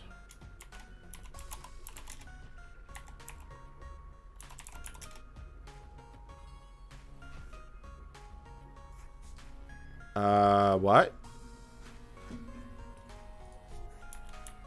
What? Oh, did I get the line ending wrong? Oh, yeah, no, line ending problem. I gotta change the line ending. Nothing to see here.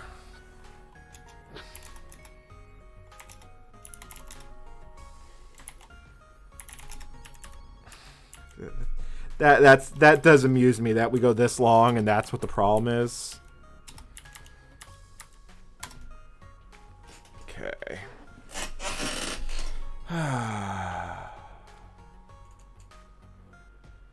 Yep. Okay. So.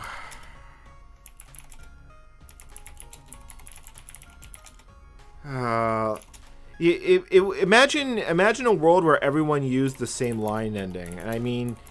There was a time where we had to deal with 3 different types of line endings because classic Mac OS used CR by itself.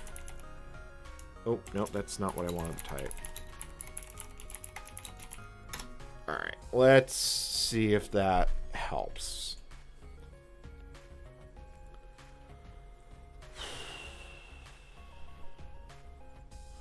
Two, 3. Okay, that's annoying, but that's not a that's not a complete failure. Maybe let me try the version just from V6 directly and see if that makes a difference. Which we should actually just have on here. It should be sys4 can sys4c.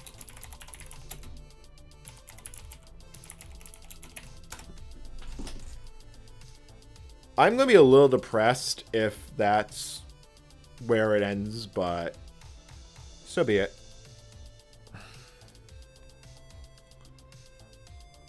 Okay, hold on. Stop. Okay, so we got to edit some headers. All right, so 1 through 20 list. 8 list. Let's see here. 9 list. Change.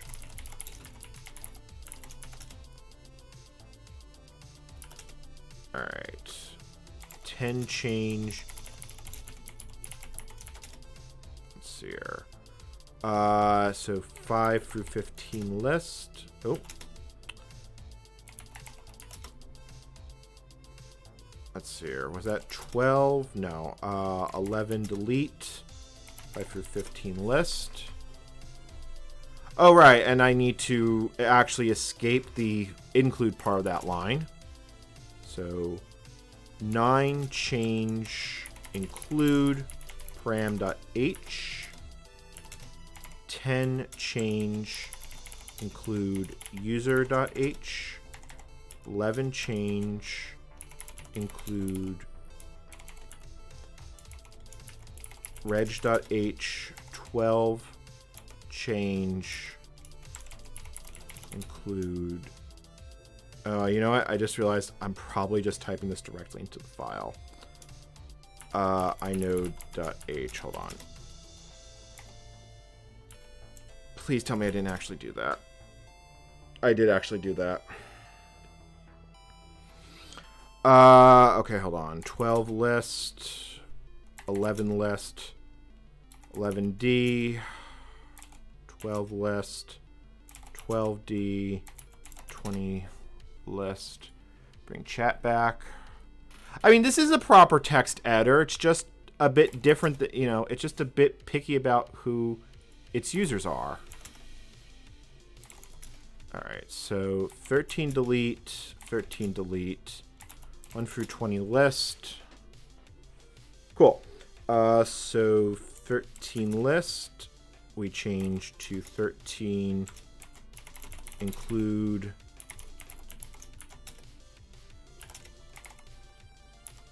and then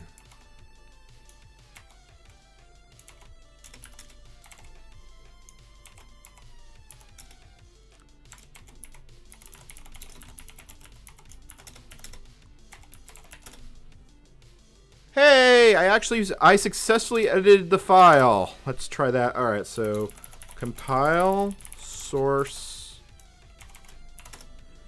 Man, imagine it would be so nice to have an actual backspace key.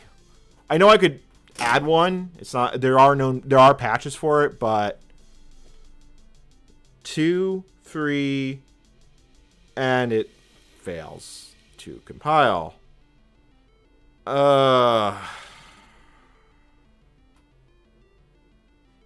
All right. Fine. Well, you know what? I'm not giving up that easily. So let me grab the version of sys v4 here. And then... So this is the version of sys v4. And then let's edit it properly with a real adder and see if we still get the same build failure. I have this somewhat sinking feeling. I mean, there is one way we can get around this problem, but if it's using any sort of new system call, we're not going to be able to use it.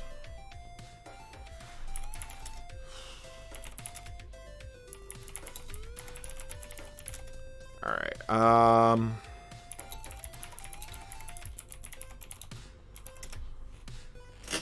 right. Let's see if that fails the same failure or not.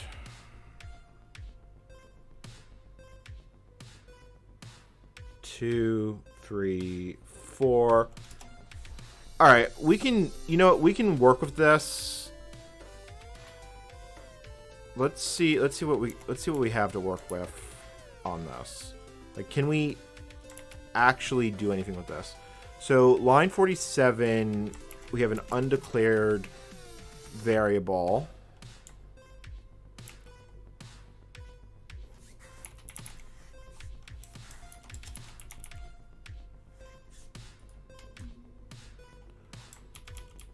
Oh, hold on. Well, it helps if I'm looking at the right file, which I am actually not. I copy and pasted the wrong file in. Hold on. You get saved. We don't actually care about you. We only care about the one here.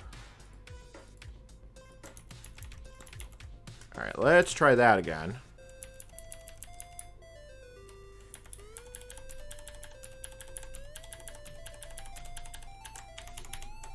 Like that.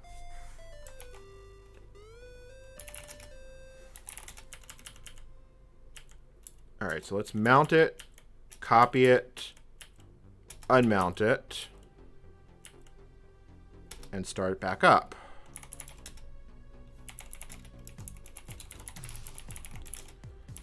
Compile. All right.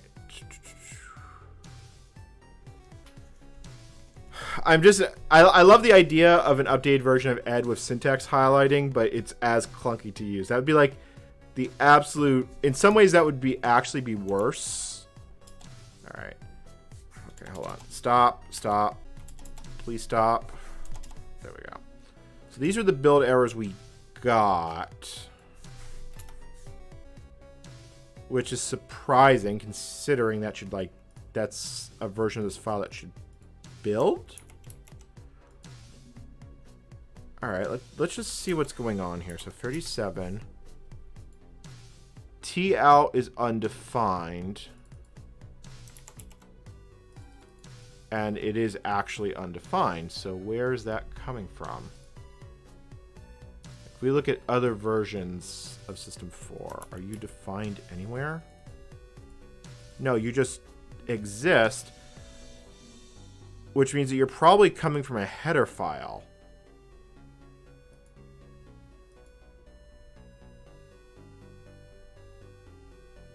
Well, that's concerning. If you're coming from a header file, that means you're a global variable.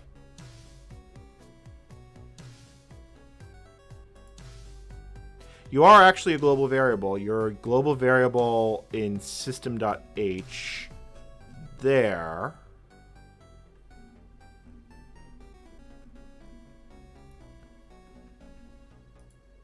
Yeah. So in this version of the file, you're a global variable here. But are you a global variable in any of the other versions of this file? Because there's a header.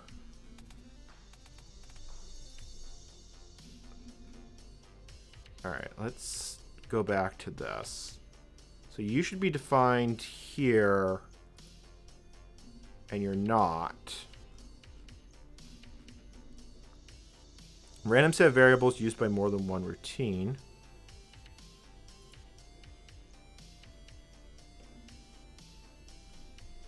And this one has two additional variables that are just set right there. So we could just add it to the header file. I don't see why I couldn't. But why is it being used here unless this version of the header is wrong? I mean, that doesn't make sense to me. Hold on. Wait. Hold on. I think I know what's going on. Change directory, user sys h. No, it would be. Where would it be? Would it be?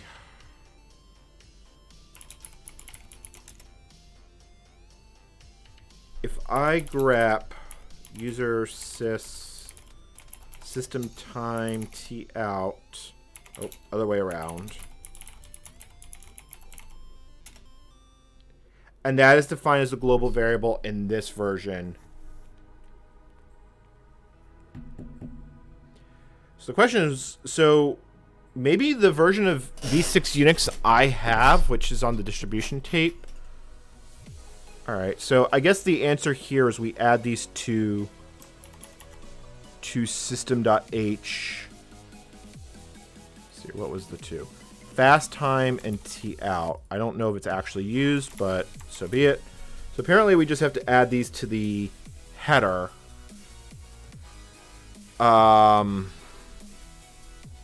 What were the other build errors I ran into? So 239, a legal structure, and a type was missing.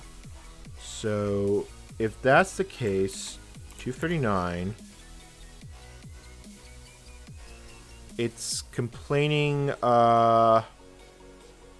illegal structure ref. Oh, wrong file. This file. 231 illegal structure.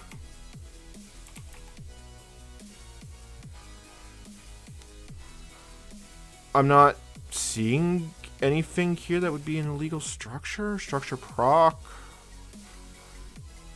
Unless you're talking about members here that are not actually defined. 231.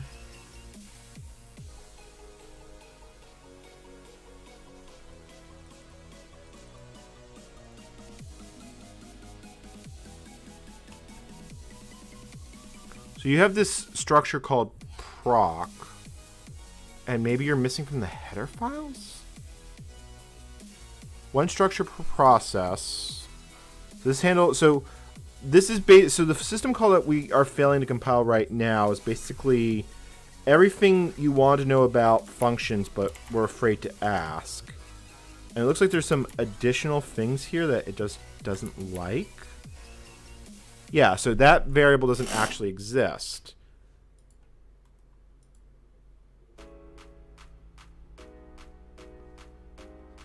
If we look at the BNN version of this file, I'm not optimistic about this. The BNN version actually doesn't care about the TTY. So I think we could just yoink and yoink.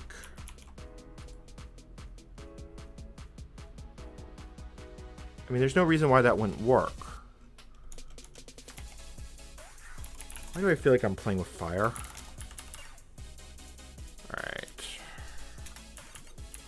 Alright. We need to copy system 4. We actually need one other file for this one. We need the updated system time header. I don't actually know if that's something we really need or should be using, but I just want to see this link. We'll worry about the rest as we go. All right, Unix root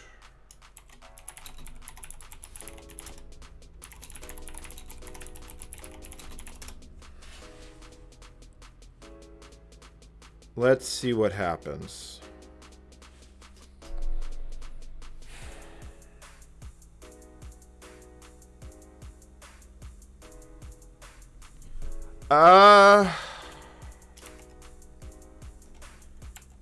I mean, that was progress. It was a different failure. 240, 247.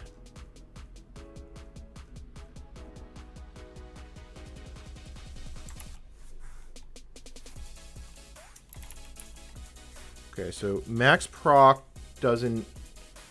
Let me figure out what... I think I've got to just merge multiple versions of this file together. Yeah, because the version I have here is different. Where is n? It uses nproc, which would be number of processes. And on 247, which is down here, we have these time functions.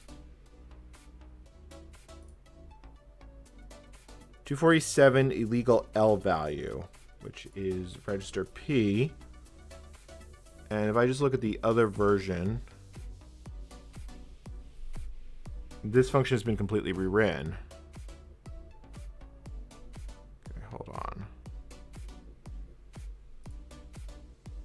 Why are you complaining about a legal left-hand value? Like, can I just do this?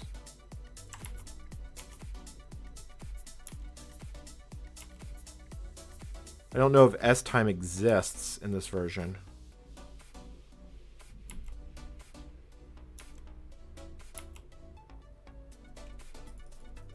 Where is U being defined as? That's actually the million-dollar question here. So U would be defined as, if we're in the time header,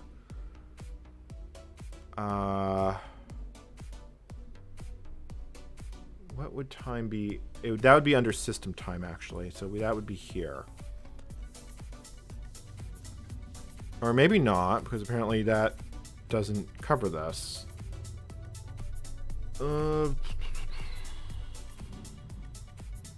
Bash is essentially a de facto status. I'm sorry if I'm not keeping up with chat. I unfortunately having to focus sucks at times.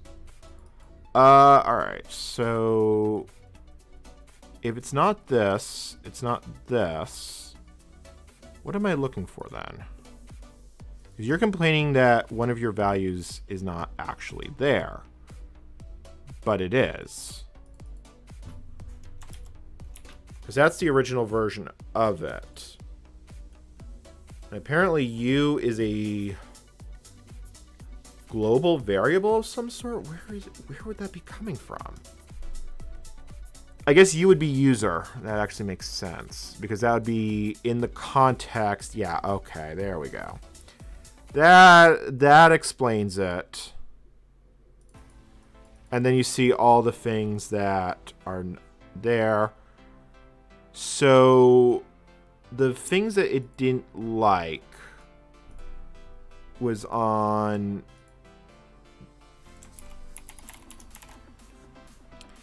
it's saying that this is illegal values, but why is this an illegal value? If defined DP time. Is DP time not being defined somewhere? Okay, hold on. I need to look at the source. I actually need to look at the Unix source code for this one. So if we look at the v6 header file, that's here. And those variable, that is not defined, that is not if-denned as it is here. Now there is a parameter file that basically configures everything relating to this. Where is that file? I feel like the correct answer is...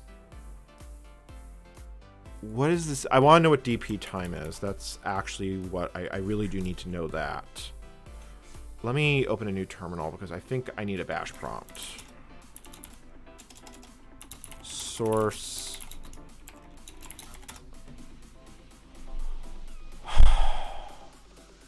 Oh, well, that's an I find that amusing. So if we look in -h parameter,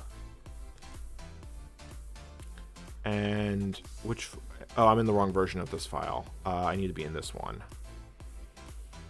Let's see here, parameter right here. The reason they're doing double precision timekeeping, it looks like, is because they force accounting information. So this is like basically the config file for a lot of this. So double precision timekeeping, and that would change this from a integer to an array, which makes, is this defined? Let's see here. This is the version we have. Or no, that's not the version we have. This is the version we have. Yeah, and okay, that makes sense. That actually does make sense. So we need to replace this with this one. And hey, look, double precision timekeeping. Okay. Oh wow, that was some deep technical nitty-gritty there. All right, let's copy that file in. If I can get this to work, I will make the video on it. How am I going to explain all this? I'm sort of dreading that. All right. So source compile. All right, let's see if it builds. Let us see if that builds.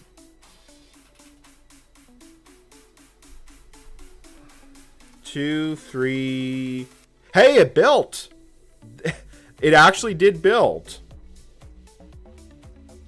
So the question is, now did it link? Or now can we link it?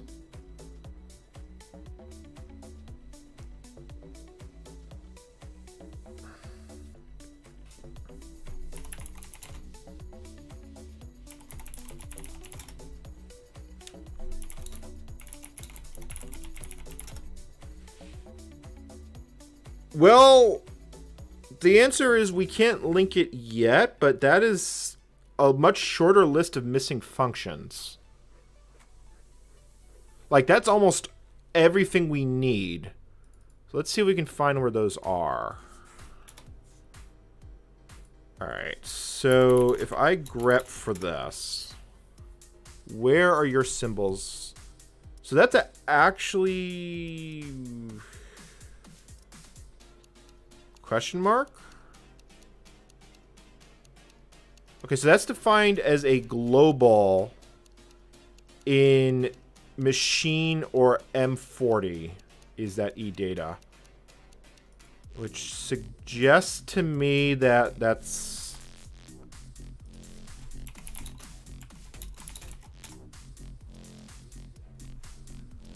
let me guess. That's also going to be defined in that early boot stuff. Actually, hold on. Now that we have a better idea of how this builds, I just noticed something.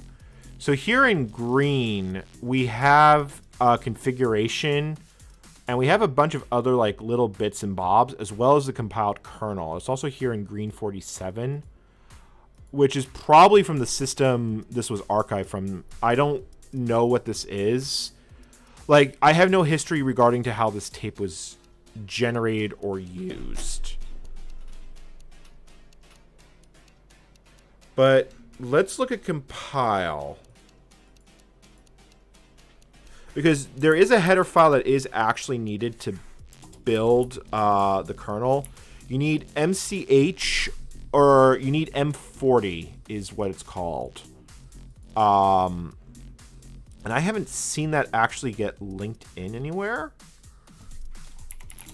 It's basically the machine bootstrap file is what it is. So where is that file chilling on this?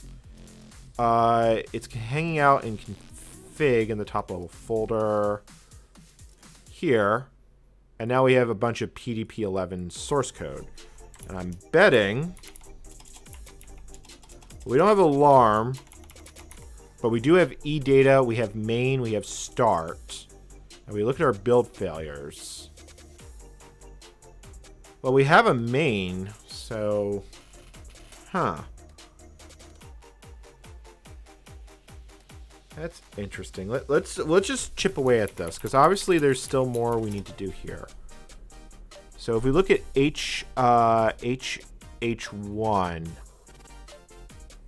my guess is we probably just need to compile in a driver.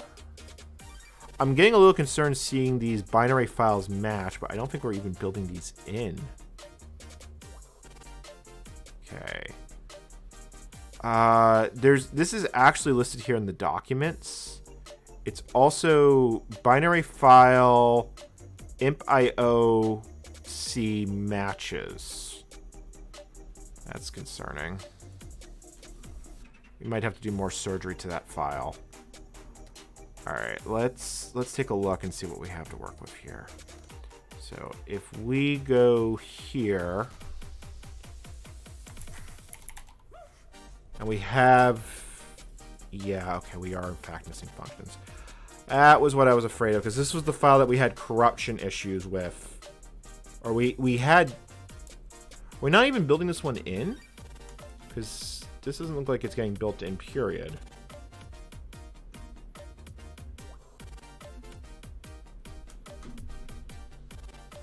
It might have been, let's look at the BBN code, because maybe the problem is, let's see here, that would be here. Ah, here we go. So we have HH and we have HH1. Yeah, okay. So there are, in fact, missing functions, which we knew that there were, unfortunately. I guess we need to try and merge these files together, because it's looking like the only way we're going to get anywhere with this.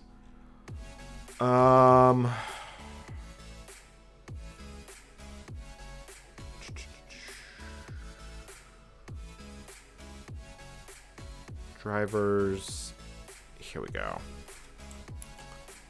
So what was the function at the bottom of this file? So the last function we had before the corruption is here. And then I think we're just going to have to go function by function and just modify it as we go along, which that is going to be really flippin' tedious, but let's do with it what we can. So I beget. All right, so here's the function that is, yeah, so here, I think pretty much everything past this point we just need to grab, which is a lot, unfortunately.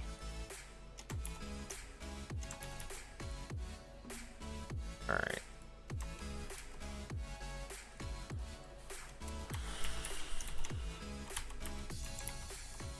I am not looking forward to fixing this. So a bunch of these functions we can get rid of. We don't have this, or do we have that function? Was that in our missing list? Yeah, no, I don't think we're using that one. Let's see what's in this one. Not using that one either. Yeah, so at this point, we just have to get rid of the stuff we're not using. And then, which is a lot of this file we're actually not using. Like, all that can go away, because that's if-dend out. What's this one? Imp down, which is one of the functions we are missing. So that's a good thing to know.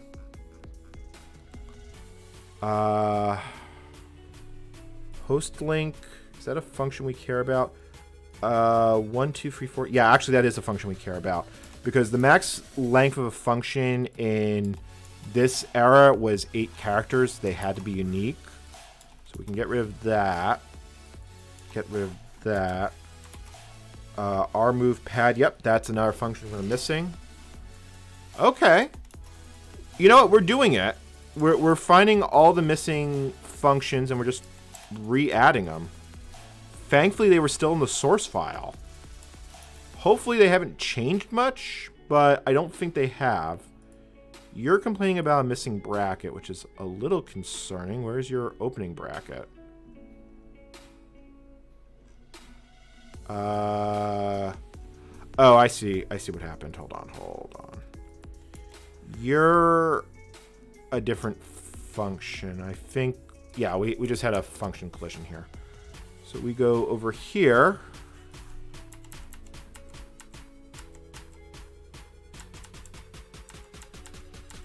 Go up a bit more. Like, I'm really hoping this basically works the way I'm thinking it's going to work, because I'll be really sad if it doesn't. Okay, so we grab all this.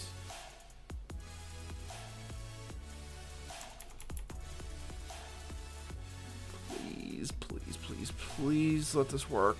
And we go, yeah, because up above there is the flush function. And we can see that the code basically has not changed, as long as we don't use that buffer mod thing. And then that completes the missing function. All right, let's see if we can pull this off. So that would be ncp kernel drivers imp.io. And then we need to copy that here.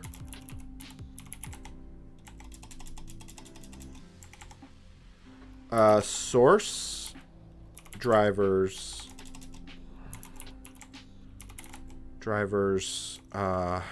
imp.io like that.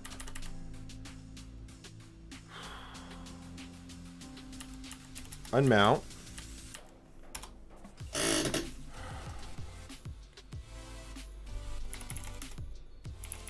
Oh, this could be really good or really bad.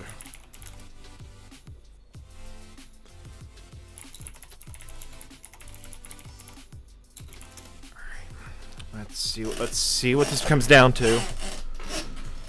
And if you've enjoyed this content, consider liking and subscribing. If you've really enjoyed this content, and consider supporting me on Ko-fi or Patreon. Maybe someday I'll be able to afford my own PDP-11 and not just an emulated one.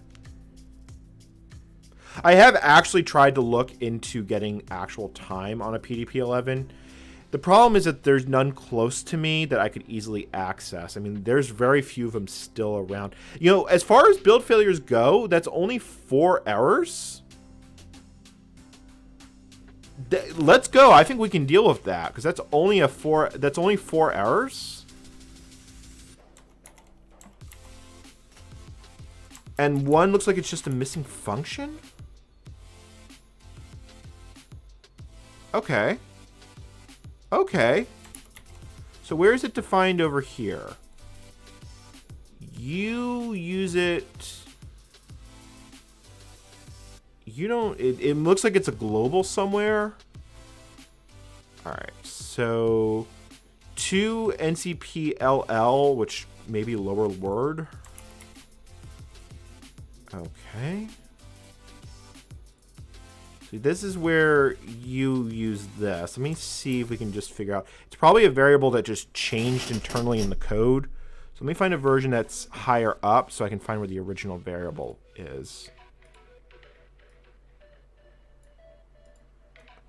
So unfortunately, it looks like the higher variable might be in a part of the code that it's here in HH. What function am I in? I am in HH1. Do I have HH? It does look like I do have HH. Okay, so let's figure out where the code changed. And you can see here it's where I'm sending. It sends commands. So here, right about here. So it's actually like right here.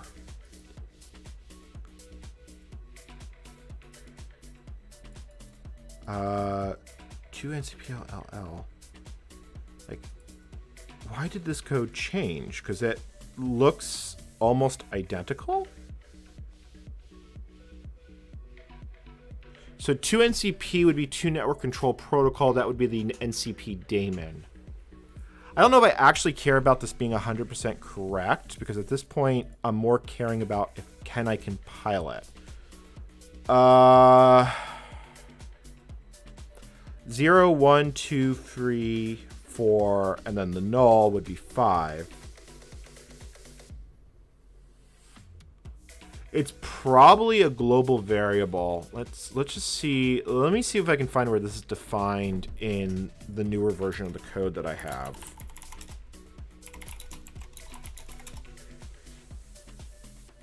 Yeah, and it is in fact defined in a newer version of the code. It's defined here in imp.h. So the question now becomes, do we add that global definition? Let's keep looking around. Like, is that a static variable that is used in other places? Because it may, if the part of the, I'm not sure if this is part of the 1822 protocol or not. But it does look like nearly every place where 2NCP is used. No, it actually is not used as a fixed size variable. There are places where it's done differently. So I think we're going to fix this on a case-by-case basis. Maybe? Hold on. Let me figure this one out. If I want to do receive, give... I mean, it's a defined fixed size thing, which is defined as imp length LL.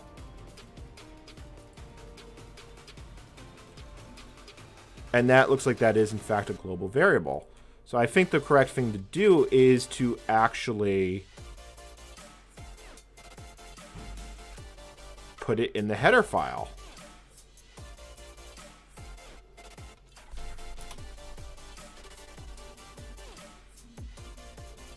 Not sure I'm happy about this change, but let's see what it does.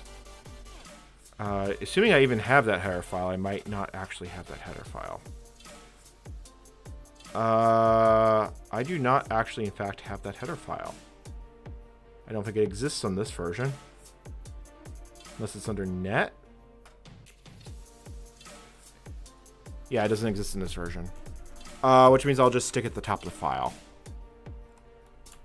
Although, question is, does the thing that's actually defined in there exist? Like if I look for length. No, it does not actually exist. I'm guessing that's another global variable. You can it's pretty clear that this has been rewritten pretty extensively.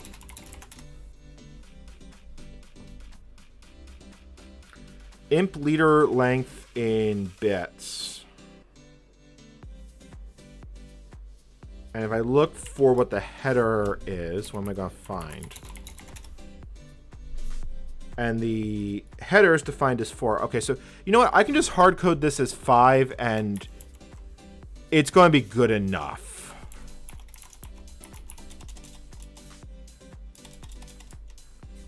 I mean, it's not going to be 100% correct, but considering I'm reconstructing this from, you know, nothing, it's good enough. So that becomes a 5. Yeah, that becomes a 5. That becomes a 5. And was that the only 2 failures? So this one is undefined. Imp h hos. And that is here. That's probably just another statically defined thing. Are we going to get that lucky? Host taken from the leader. So that's considered a long. See if host link is in connection tab. Is this function actually used? Because no, it does look like this function is actually used. Let's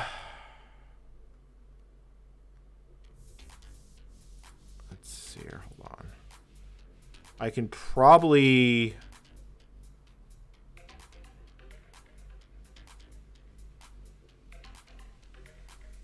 It's interesting. It defines as both a structure and is not a structure because it's listed here as a long. What am I looking at?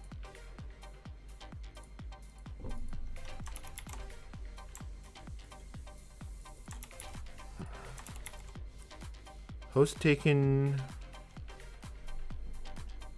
So there's defined as that. But if we look at the implementation here,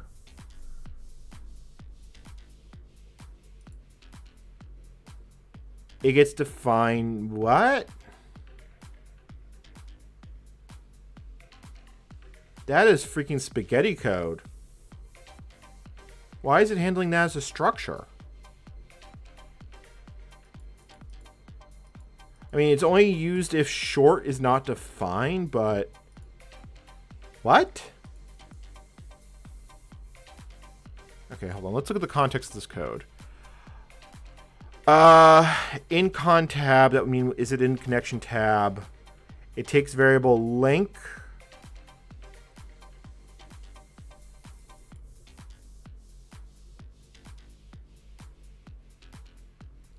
Let's see if we can find where this function is defined. Because I understand the context of how the function is used, I'll know how to repair this. Okay. Procedure manage, it's handled, look for a 0. There's actually a dedicated file for it. All right, so let's look in the dedicated file and let's see how this actually works.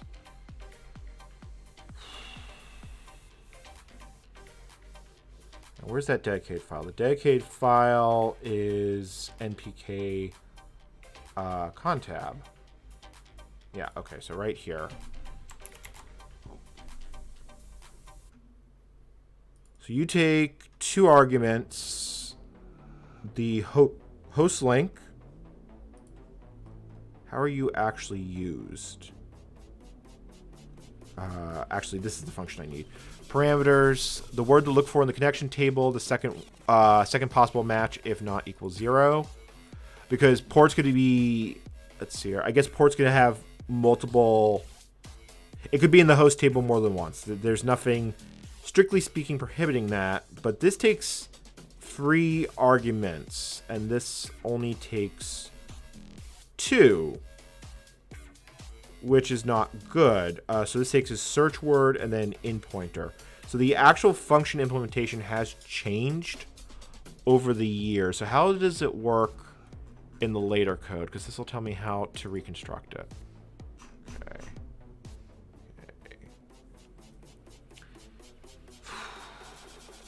I'm trying to rebuild damaged source code to give chat context for what I am doing. I'm not convinced I'm going to succeed at this, but let's see here. Yeah. So here's the modified version. Here's the newer version of it, is determine which connection table to look at, host number, link number, second possible version of this. And then this version, it only looks for... Okay, so I think I just get rid of this first function. I don't think this is actually used. Yeah, I think that's actually how that works, but I'm not going to swear on that, but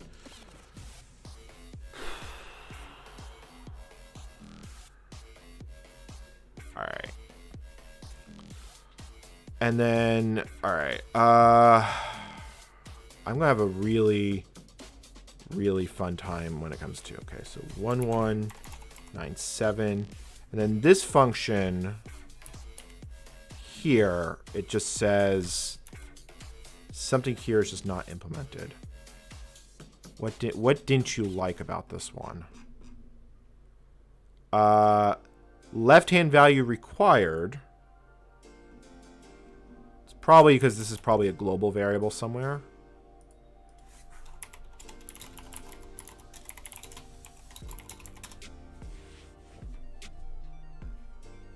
Yeah, it actually is a global variable to a net buffer. The question is net buffer defined anywhere in the old source? It is actually defined in the old source. Well, okay then. All right, we can take that. So let's just grab that.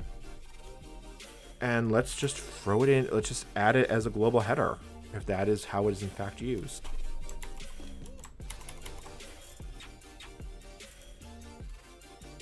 I mean, it probably would work better as a function, but again, I'm not super worried. I'm more worried about compiling this than anything else.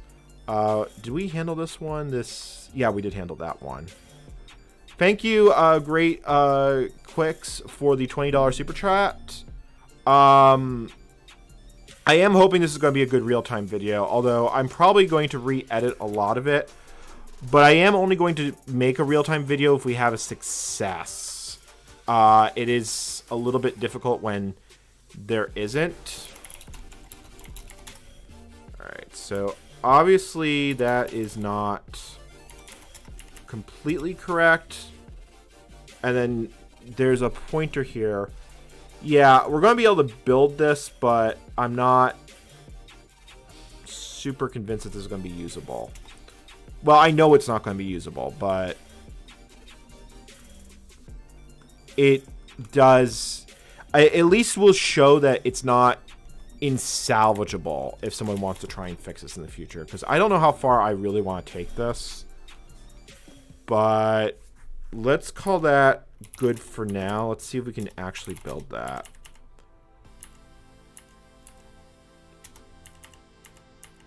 All right, so copy that over. And then unmount PDP-11 Unix.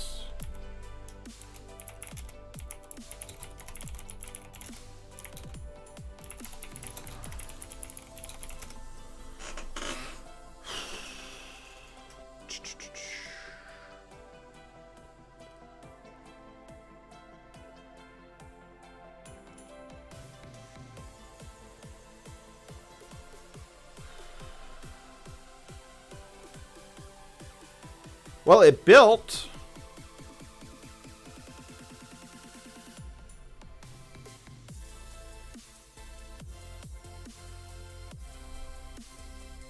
It actually did build. There's imp.io. Apparently, it is happy enough with that implementation. Load it.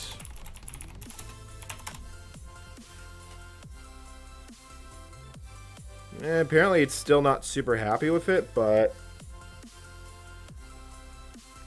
I think that list is shorter than it was before.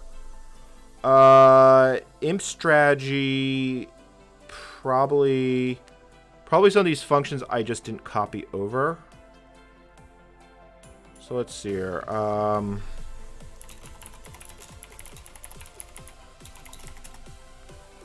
That probably is just because of a missing driver. Actually, I'm almost certain that's because of a missing driver. Let me add the driver. Let me add the imp driver to the build file. So that would be binary. No, that would be.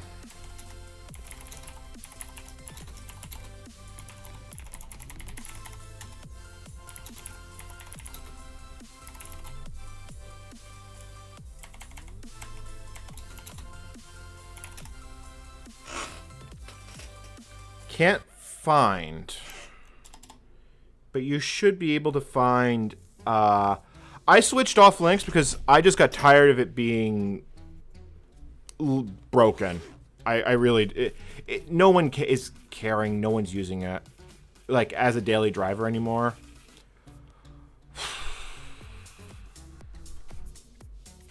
All right, so what gives? You should have a top level driver somewhere over here. So TM DRM.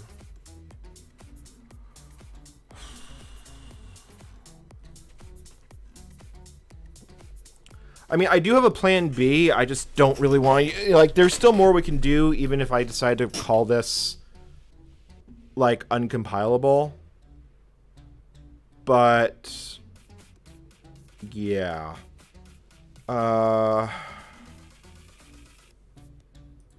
You should have a driver file in here somewhere.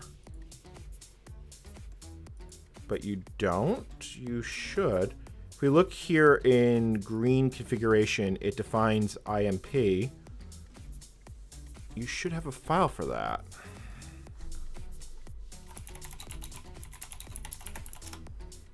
But you don't.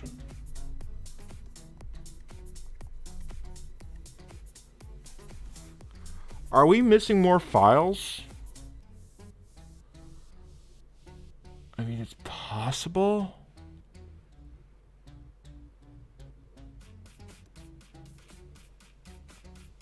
Because nothing is defining this function that I'm seeing. All right, hold on. If we go to here,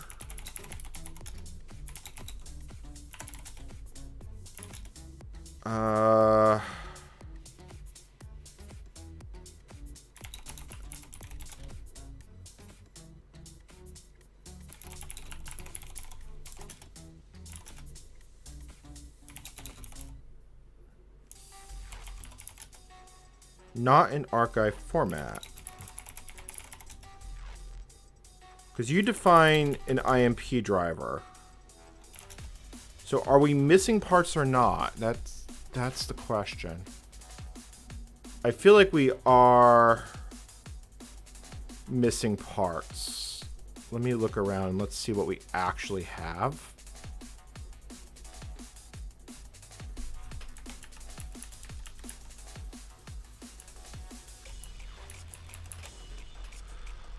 Because if we look at, so here's where I'm coming from. If I look here in the compile script, it shows all the drivers that are recognized.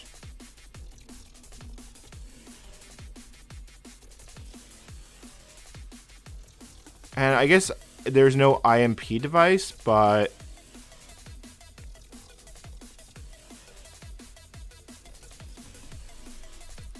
Oh, actually, no. Let me rephrase that. It's called VDH.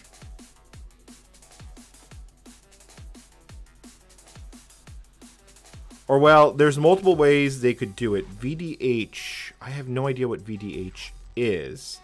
It loads driver and then imp.io.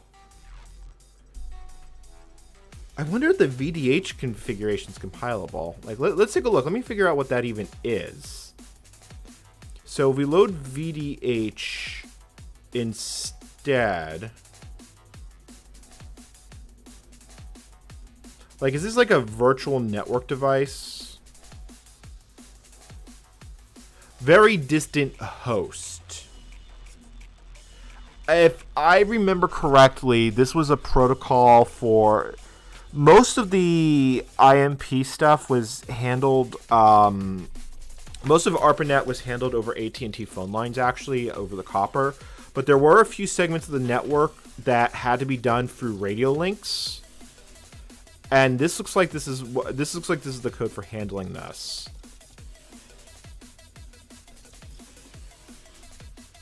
But this actually looks like it's less damaged. Like, hold on. Like, we have the HH function, we have IH. Yeah. This is actually in much better shape than the other file.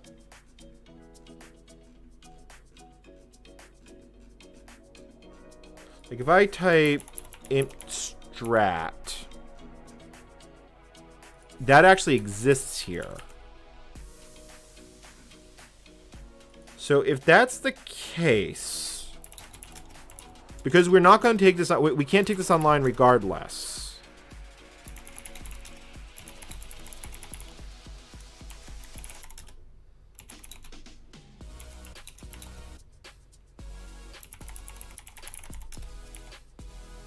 That was not what I was intending to do.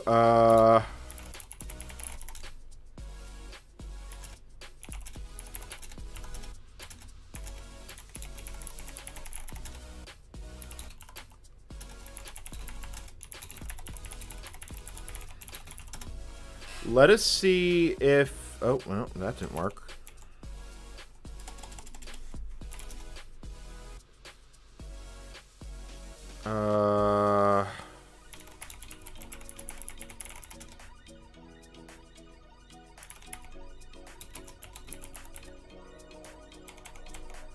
For WK configuration, very distant host.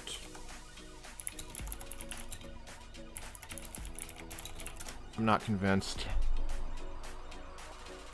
But if there's no corruption there, that is still something.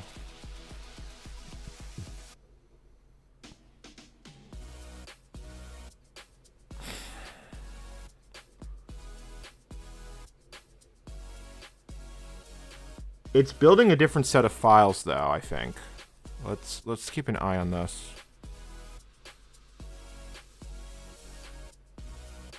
Yeah, see, that time it didn't build the same one that we were seeing before. This is building a different set of files. Let me see what load it complains about now. Load it.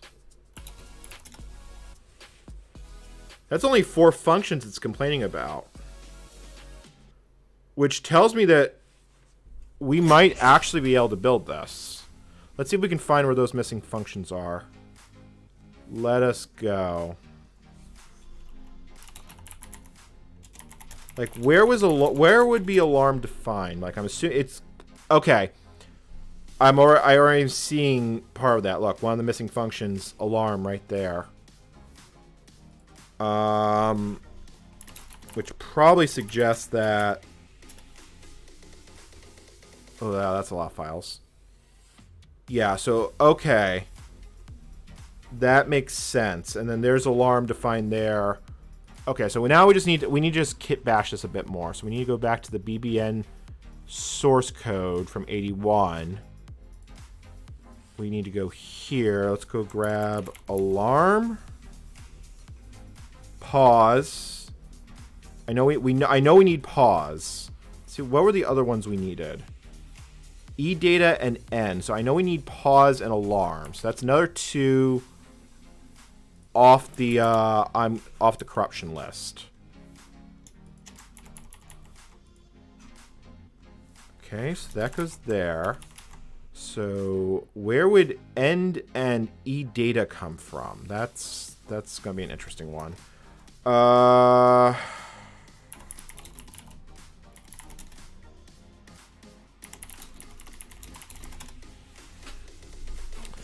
define. So where is e-data defined? E-data is defined in the config m file over here, like right there.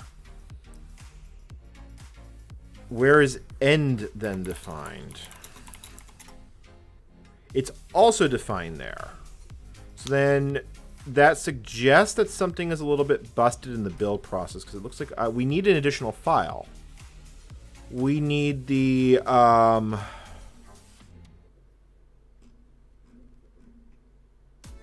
we would need the,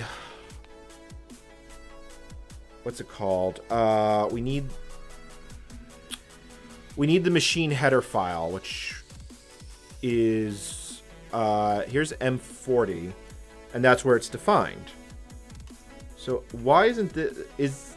Let's just see if this is like defined in any of the scripts. Maybe we just have to add the scripts. Would be the first time we would have to do that. So grep M40.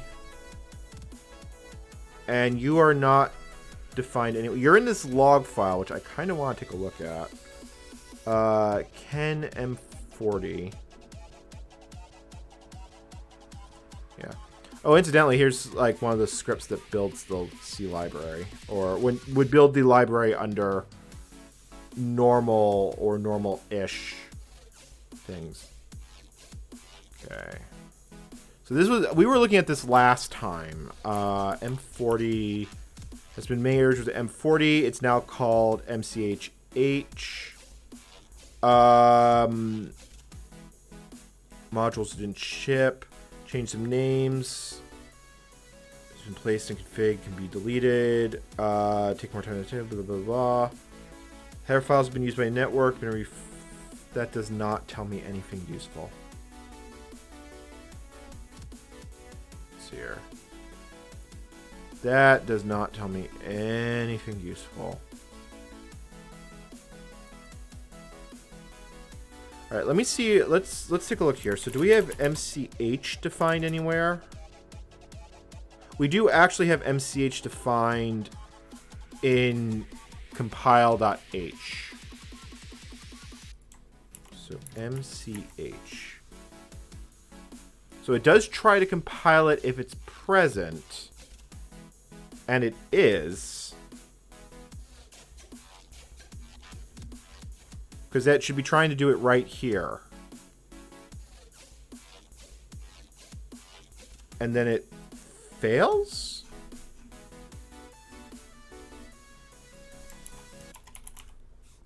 So here, oh, maybe we need to do a define here.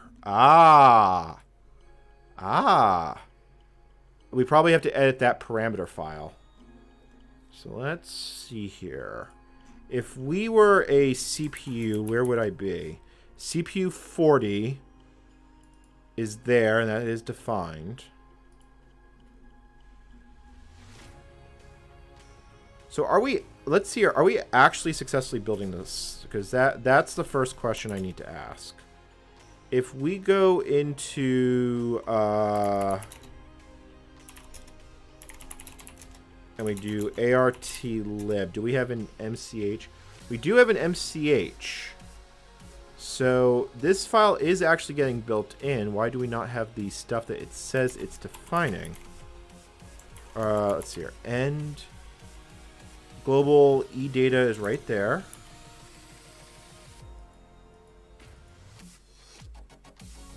So you are being defined.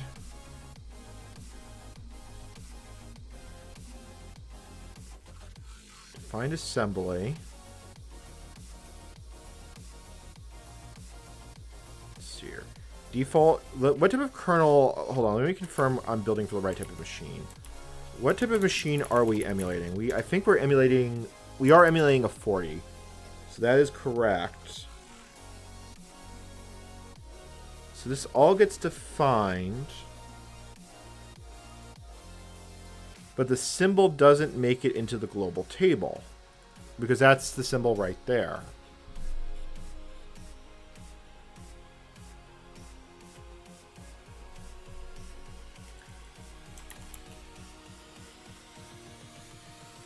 Oh, wait. Hold on. You got, is it... Huh.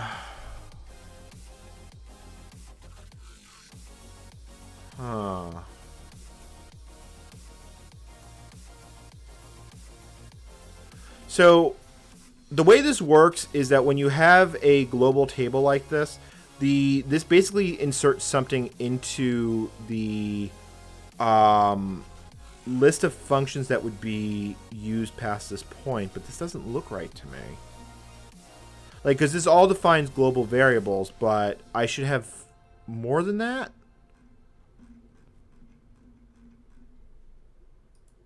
Because this file is basically generated through preprocessor, unless we have to do a sysfix, which I don't think we need to, and we're not even getting that far, so it doesn't even matter. So we're really down to like a single linker issue is the only thing stopping this from building.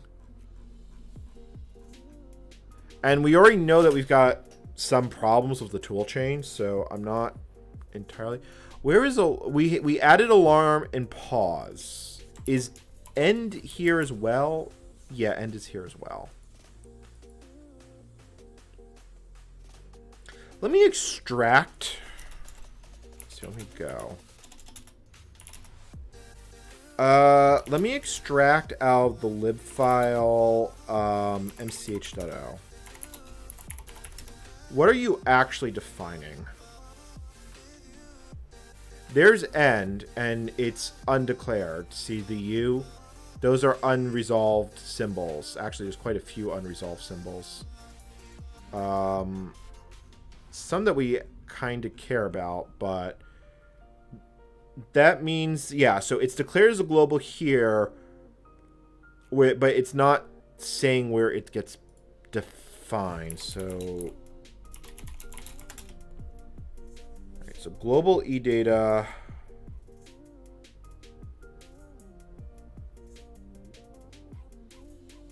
None of that actually helps, but we do have a kernel. Like, it actually did build a Unix kernel.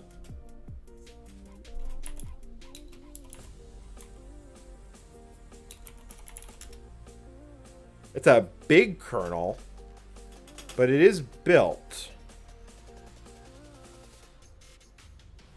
I mean, that's 74 kilobytes. Considering that's only one driver, the ARPANET code is fat. You know what? Let's see if it'll actually boot it. Like, I have, like, no faith in this, but I do want to actually try it. Yeah, and it goes right down in flames. Okay. That's pretty much what I expected. It probably needs to be a split kernel.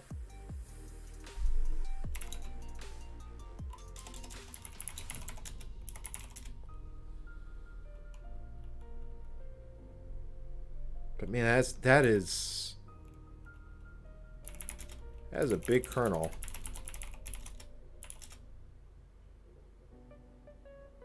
You know, just as a test, let me go to this green folder. And let me copy the kernel from here, and let me put it in the root directory.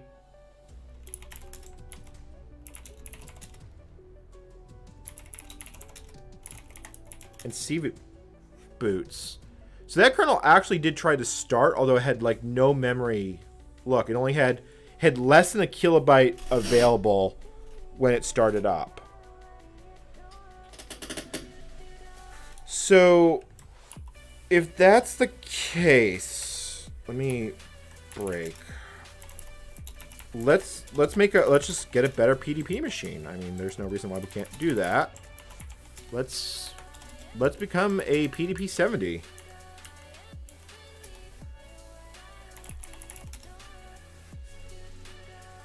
And it still has no memory, but it did at least try to start, which is kind of a good sign.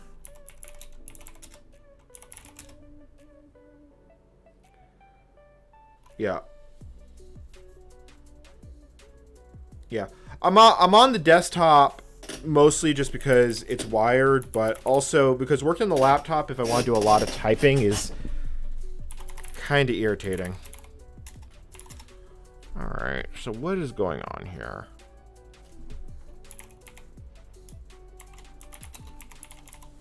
See, like, I'm pretty sure none of these kernels have a configuration I can use. Like, if we look here, what are you using as a root device? Yeah, you're looking for an RL device, which is why you can't even boot. You can't even think about it because your boot device doesn't exist. We could make a boot device that would work. I mean, that's not impossible, but I prefer to build you from scratch. And see, these are not even all that big, so why do I have such a bloated kernel?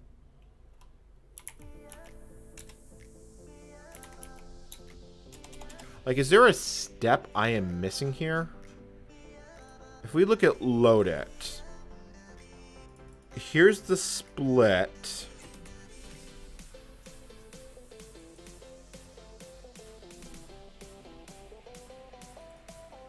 Goes to continue. Oh.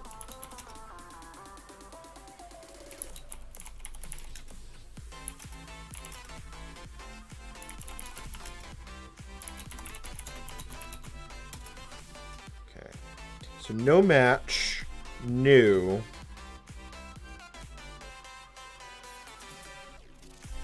So yeah, so the link, I think the link step falling apart is our problem right here. But I don't know how to solve this short of defining it somewhere. And I don't know where it needs to be defined. Which is a really interesting catch-24 I didn't really expect here. Alright, so if we go to the BBN source, and I just grep for eData. I mean, you have to be defined somewhere, but you're not.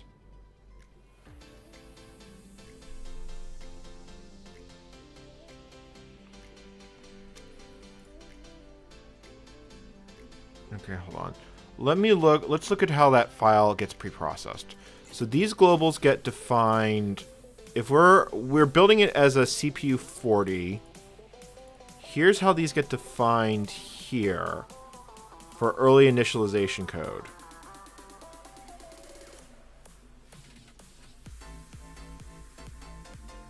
And then under CPU 45, it doesn't make much difference. Doesn't make any sense to me. Obviously there's deep magic happening here, but it might be deeper than I understand. Like this might be some incredibly deep PDP magic. Machine assistance here. It's also completely possible that this is a broken interface. My brain is kind of telling me, let's see, let's go to compile. Was this always being used like this? Like if I go to, you're using MCH and you're compiling like that and you link it in.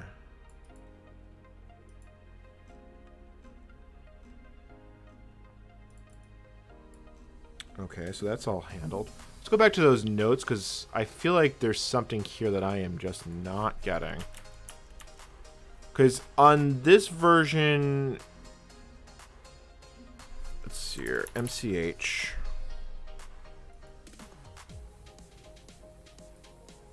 It's been merged. M44 code selectable has been placed. Be deleted. Blah, blah, blah, blah. This is from 79, so that tells me... It's selectable, fancy queuing in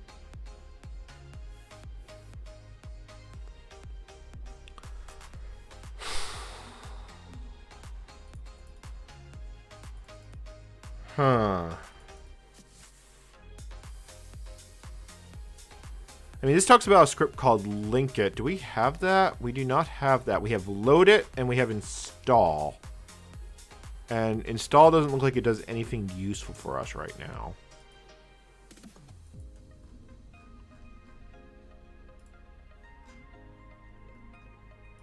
I've got this distinct feeling I'm on a wild goose chase. Is there anything else here that's actually useful? Reconfiguration, no, nothing there is useful. Okay. Yeah. You can't see me typing. Oh, yeah, well, that's a bit of a problem. I'm just, right now, I'm kind of going around in circles trying to figure out how this could possibly work. There are some log files here that might help. Where was that log file? Because a symbol file will at least give me some idea of what I am looking for. Yeah, so config.log. So let's look at that symbol file. And I want, like, this is defined right here at, well, the end, and then there's edata, which is defined as a global data symbol.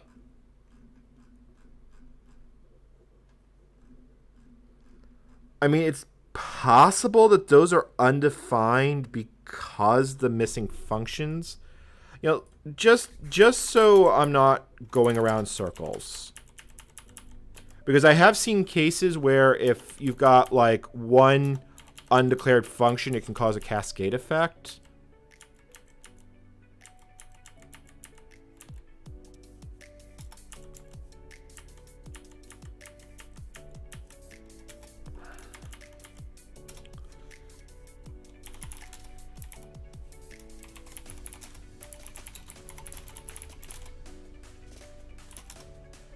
Okay.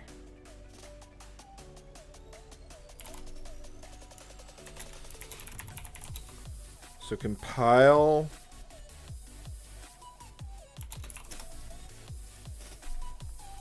Yeah, see, it is compiling that MCH file, and it just sees it and just builds it.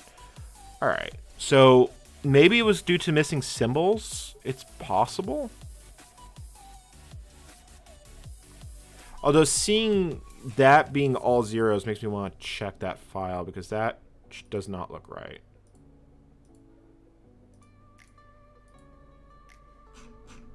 Well, even though it's all zeros, it exists. Oh, probably because the counting system is not defined.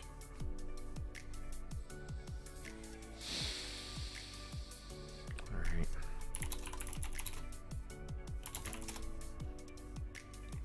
It linked! What? Hold on. I gotta look at the camera. I know it's gonna lag. That linked?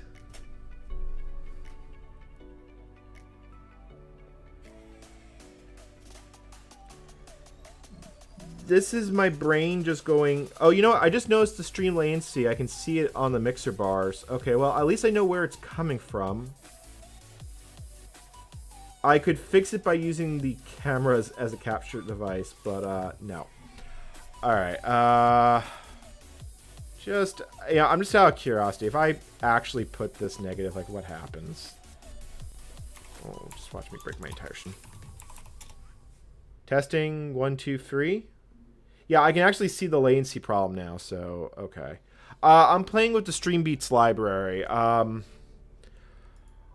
Well, we managed to build a kernel. Can we boot this? Like, I am not...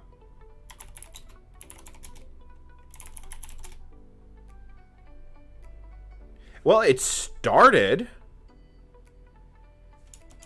And then it died. It probably doesn't have enough memory. But it did boot.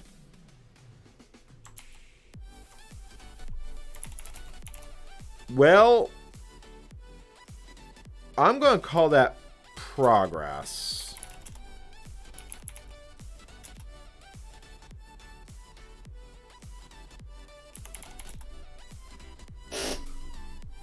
Normally on a stock kernel, it only prints the memory out.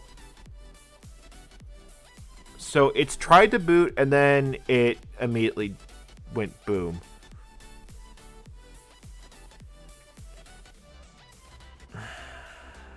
I probably need to do a split kernel. That's probably the only reason. That's probably what I need. Source.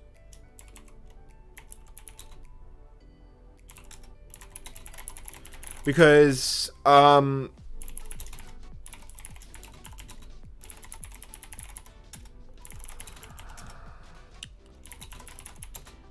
you're split. Load it. Okay.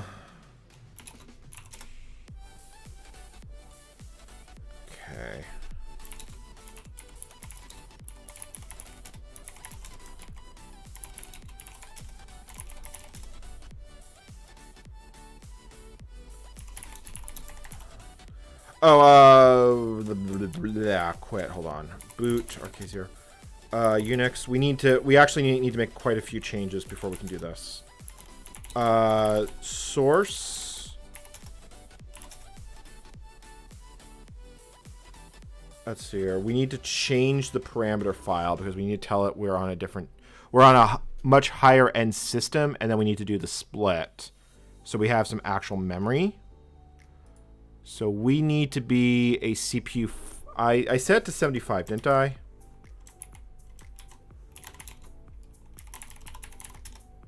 So split means that it's going to be split into how do I explain this? In the PDP address space is split into multiple segments. I believe there's 4, 0 through 3. The original Unix implementation only used a single segment for the kernel because the whole thing fit in 20 kilobytes. But you can split the data and code into 2 separate segments at the cost of performance. So do we support, yeah, we do support 70. Yeah, okay, so we do support 70. So if that's the case, let's do edit parameter.h. Let's see here. We need to change 5. Let's see here. 6 change define CPU 70.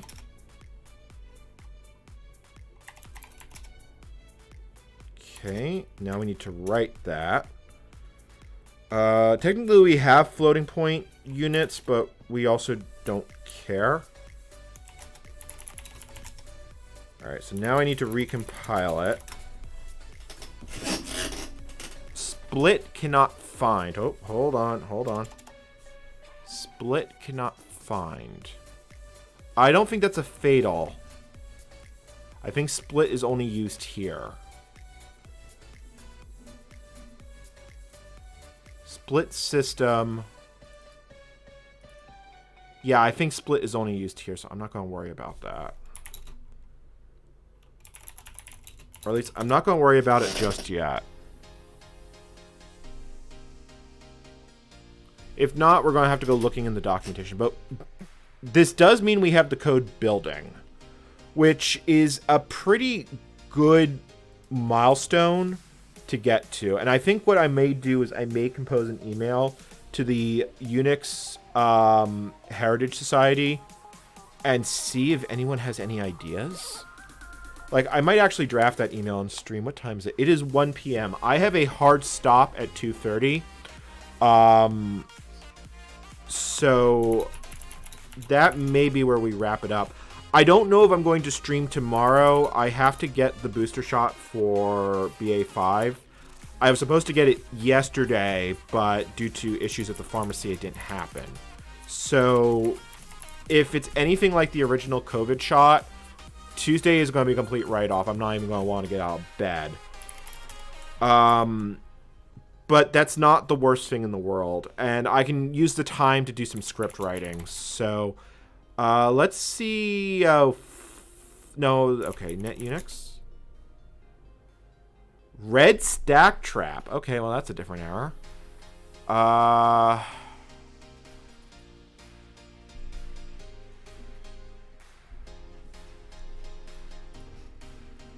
think I'm at my limit of knowledge. Let's look at these files. Let's just see what we got here. So this talks about buffers, simultaneous stuff, blah, blah, blah, blah, blah. There was a file on the SimH, or not on the SimH, on the, was that here? Yeah. Let me find that, and then computer, talking about running, it's not System 7, but this is the right, we're in the right ballpark. So System 6, there was an article talking about upgrading it.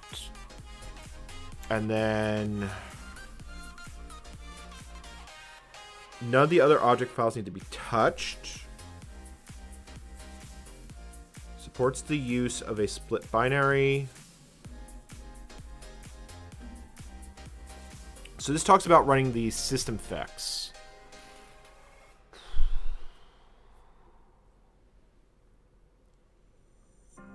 So I'm wondering if something is missing that prevents this from actually working.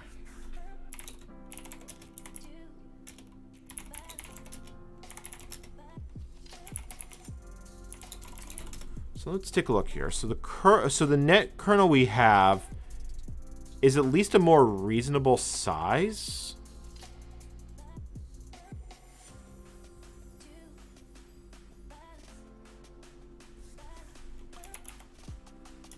Just out of curiosity, let me just remove that split option one more time, because I just want to make sure I'm not making any...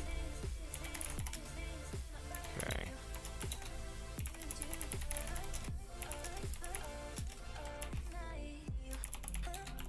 What do I get when I build this? And then, where is that?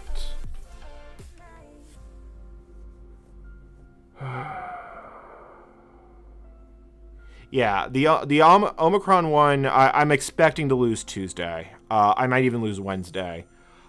So if I don't keep streaming, you'll still be able to follow me on Twitter. It's going to give me time to decide where I want to take this project, because this was meant as a research sort of thing that I just ended up streaming. I didn't really have all that much to do besides that, so there's that. All right, so let's do a load it. And we actually get a fairly small, we get a smaller kernel. I don't know if it's small. All right, let's just try it. Okay, that doesn't even start. It just dies.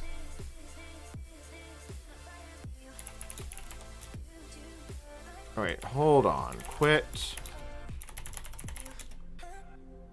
No, where's CPU 1170? Maybe there's something wrong with the 1170 code? I mean, they're backwards compatible. Sure.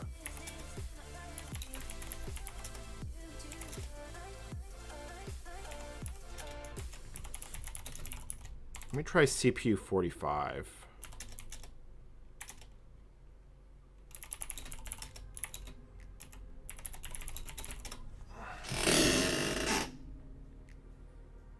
Oh. That was me making a typo. Yep. Let's see here. 6 change define.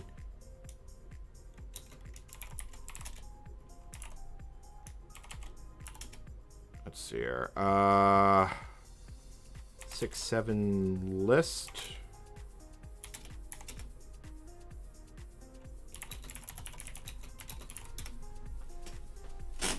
Okay. Yeah, I'm still thinking I'm going to probably have to send an email to the Unix Heritage Society. I think I'm going to draft. I think I'd actually draft that on stream, and that might be our stopping point for the day. Because I feel like we're not. I feel like I'm starting to go around in circles. But I'm trying to think of who else I could think that would have knowledge of PDP stuff. Because I know I'm definitely reaching the limits of what I know off the top of my head. And short of staring at code for a really long time, I might not actually get all that far. So load it.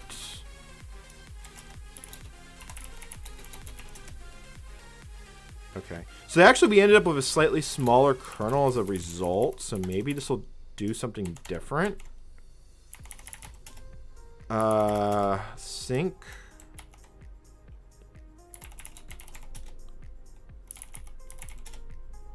Yeah, and then it just completely falls over. What was the configuration that even let it start? Because I feel like we haven't even gone that far.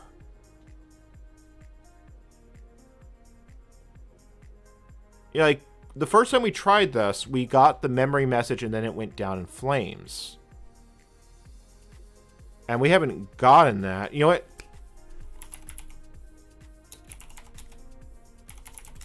Let's see here, Unix.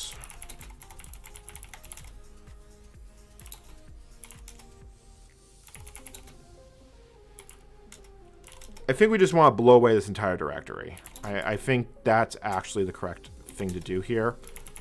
And just go for a clean build of everything. And while that builds, I'm just going to step away from keyboard for a moment. So I'll be right back.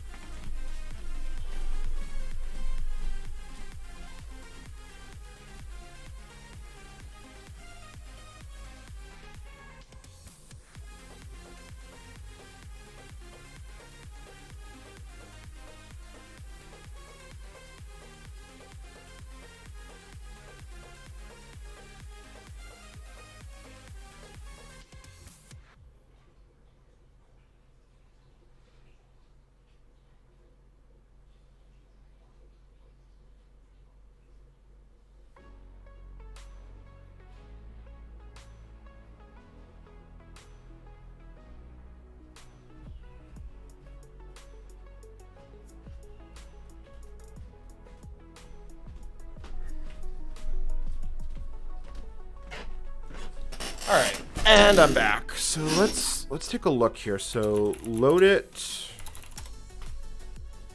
Well, that's interesting. So now we have a whole bunch of undefined symbols that we didn't have. Okay, well, doing a clean build was a good thing because now we are more broken, which tells me that it shouldn't have been working in the first place. Which is exciting for all the wrong reasons. Oh, wait. I know why. Hold on. That's actually not as bad as I thought it was. Hold on. Configuration. Yeah. Very distant host. Configuration.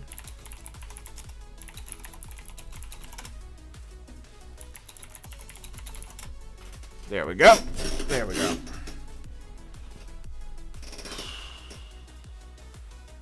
As far as I know, this version was used, and it was used as the basis of later ones, but there's a note in the file that talks about that there was corruption when the tape was read in, probably from when it was archived, but I have no additional information on how it was archived. There is a page... Ooh, squeaky chair. There is a page on the Historical Unix Society talking about this. Assuming I can find it.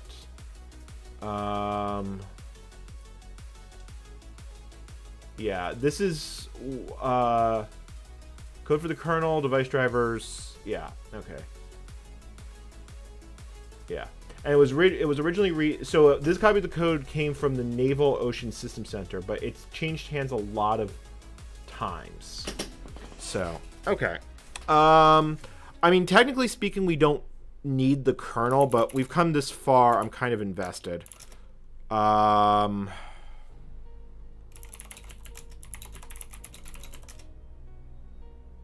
see here. Load it. Well, okay, so that linked successfully. I'm skeptical, but let's...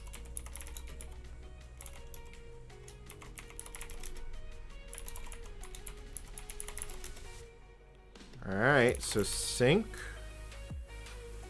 You know what? Maybe we need more drivers than that. I just had this thought that maybe there's no terminal driver, and that's why it's not going anywhere.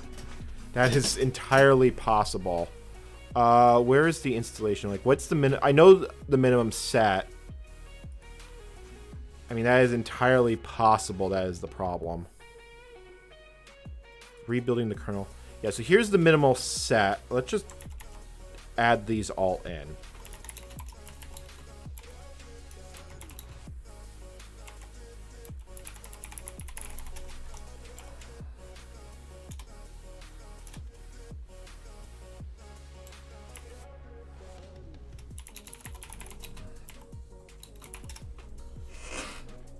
I mean, I don't really think that's going to make the difference, but it is possible. Because the terminal emulator would be sitting right there. I don't remember... Because I'm signed in, I believe, on the operator console. But I don't know if that's handled... how that's actually handled in Unix.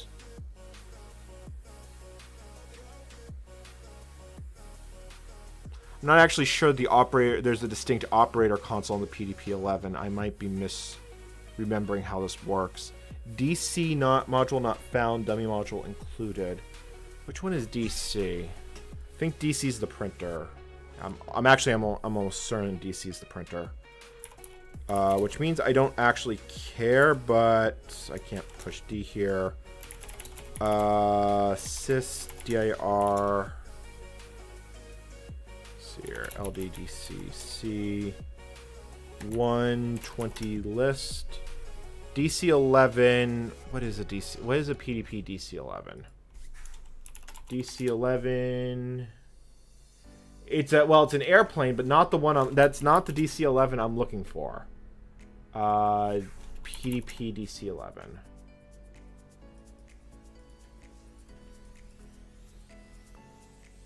Like, I'm not looking for an airplane. I'm looking for, like, I don't know, something more than that. Can I get, like, some description of what this actually is? I mean, this looks like a transmitter of some type. DC11 PDP.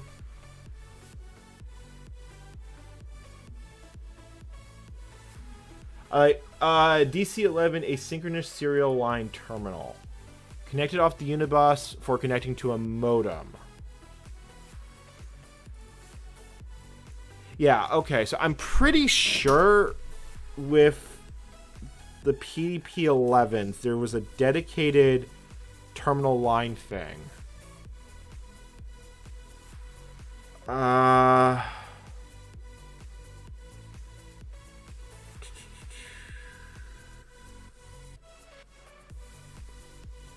Well, it's not. It wouldn't be a modem in and of itself directly. The way it would work is, I believe there was one dedicated operator console, which was this hard line into the system, which is what you get when you type PDP-11. And then you can have the DCI interface, which is a serial multiplexer to do all the other terminals. Because, like, if I run... because with SimH, if I run, say, the Multics emulator, which still uses the base console, it starts up with it starts up on the console like that. So let's take a look here. Are we missing a driver? Like, so we have DH11. Multiple DMs. I mean, this talks a lot about interrupt vectors and editing stuff. We have a card reader driver, device start. Well, the thing is, we actually are panicking though. We're not even getting all that far into the system. We're getting a full-blown panic. Or not a panic, we're getting an interrupt fault. Which, you know, was only starting to happen when we changed the system compile mode. Hold on. Like, if we go to hpram.h, 6 lifting, 6 change.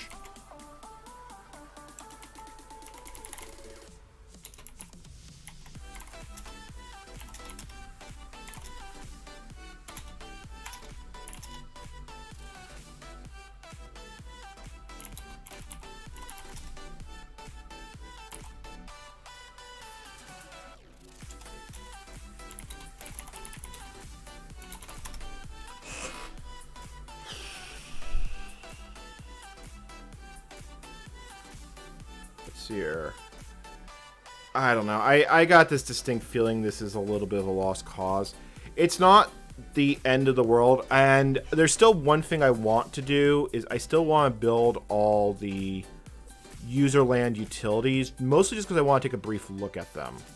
Because we have the NCP debug daemon here, which we could, or not debug, the interface daemon, more drivers, and a bunch of the commands that this uses. Like, where is that? If we go to NCPP, these are all the processes and stuff that they actually did. I also found a hosts file in one of the other builds. I think it was in here. I did find it. It's on the laptop, unfortunately. But you can see how it all gets put together. It might be more interesting to try and build the BNN source, because this might be in a better state. But building this is not going to be trivial. It does have more viable code. I mean, if that's actually when that was built, that might be worth trying to build. Huh. And it even has a dummy net thing, which kind of looks kind of useful.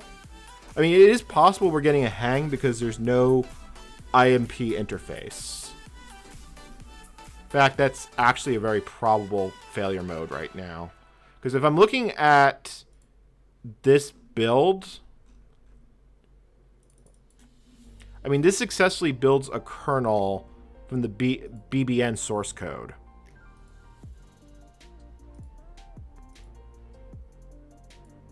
This might be worth taking a look at, actually. I mean, it's newer than I'd like because this has TCP/IP stuff. I believe this is from 81, this code, but it doesn't have inherent corruption. I just don't know what version of Unix it corresponds to. Because it could be a V6 or a V7, although I'm pretty sure this is V6. Like, if we look, let's just find its parameters file.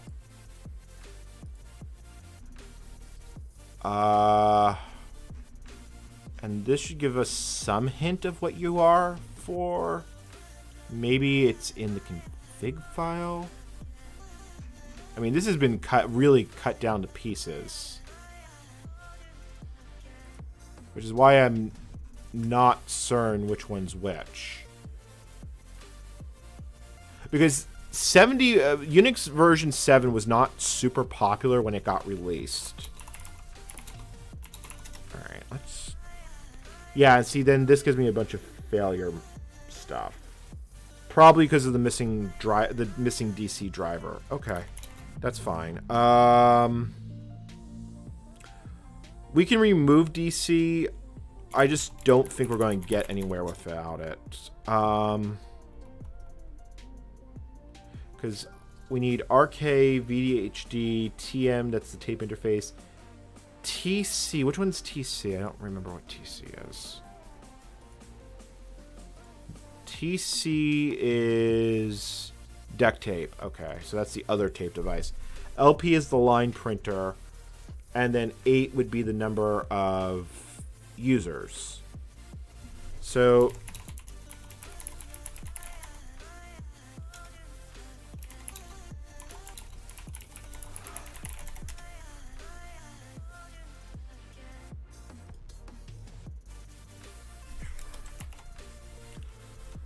All right.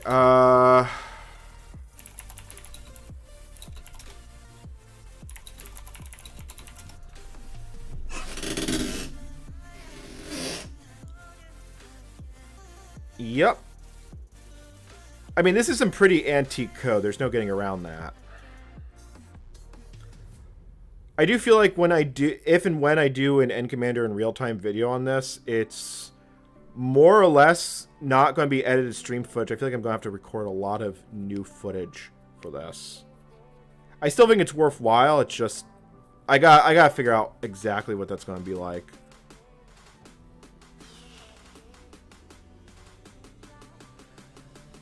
I mean, it's possible.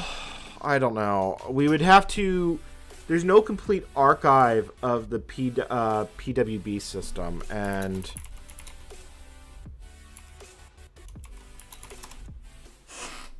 Well, I mean, that linked, so let's see if we can do something with this.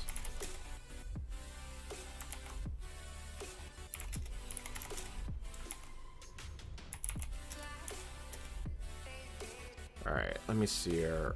Net UNIX. Yeah, see, it prints out memory, and then it just kind of dies. Unless it's listening on 5555, although I don't see how it could be. Because I didn't build the driver in, but... Yeah, okay, localhost 5555. Yeah, and I don't get anything on the line input. Okay, I didn't expect to. Because here, let me show you what I mean when I say if we start up in single user mode, because that's done by a physical key switch. PDP-11 single in Unix. Well, I mean, it's not actually as much memory. It's actually less memory than I thought. So, you know what? Just out of curiosity, just out of curiosity, can we start into single user mode with this kernel? No, we cannot.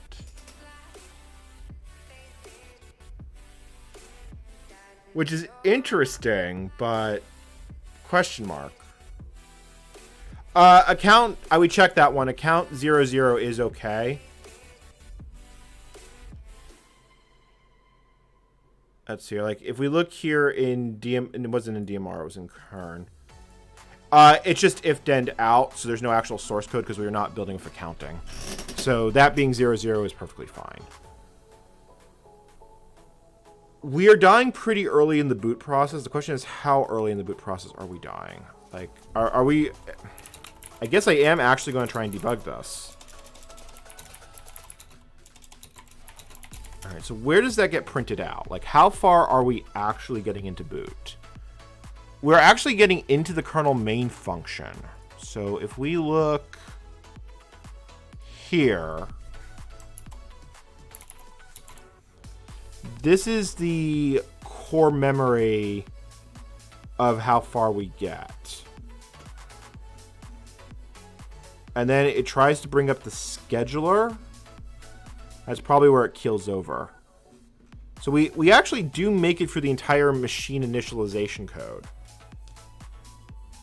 which is interesting. It also only prints out this UC buffer mod, if not defined. What does that mean? UCB is almost universally University of Berkeley, which include buffer modifications from them. So that's commented out. I don't know if that has any relevance to this, though. Let's just get a rough idea of where we are. Oh, frig, I'm losing my files up here.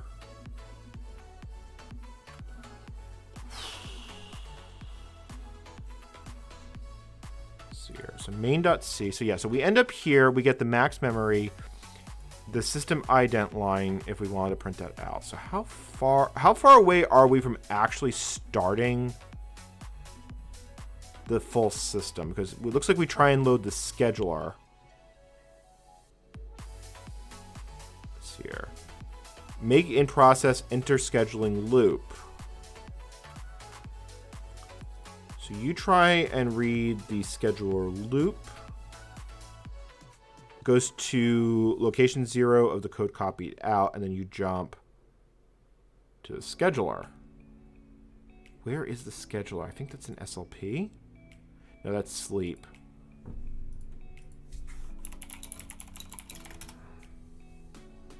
You're probably nowhere where I think... No, you actually are. I was actually right. It is in here.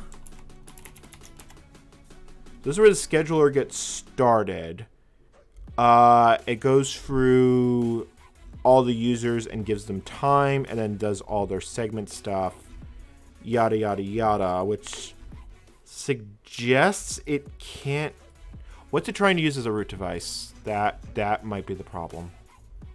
That actually might be the problem. If it's just loading gibberish, it won't get anywhere. Hold on. What is this trying to use as a root device?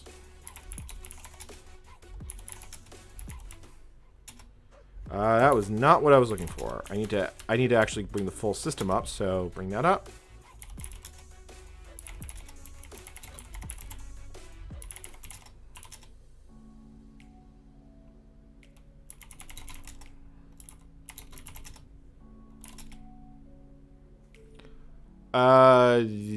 What? So how is it generate? I don't have a c.c. I should have a source file for this. And I don't. Because normally that's generated on the... I shouldn't say generated on the fly, but where are you configuring that from? That needs to be commented out. Line 54 needs to be commented out. Because that might be the problem. Because that would generate those type of symptoms. Compile 54, delete.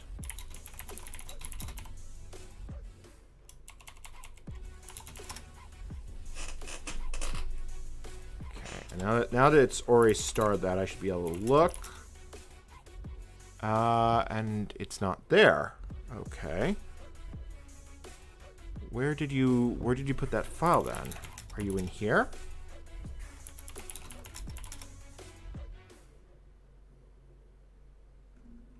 I have an A out. Where did it put the file?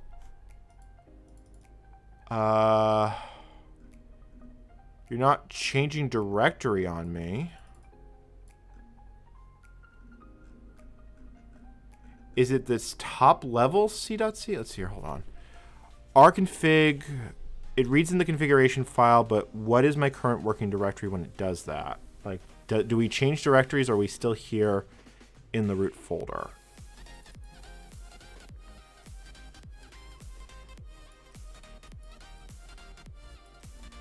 Or is it in temp? It might be in temp.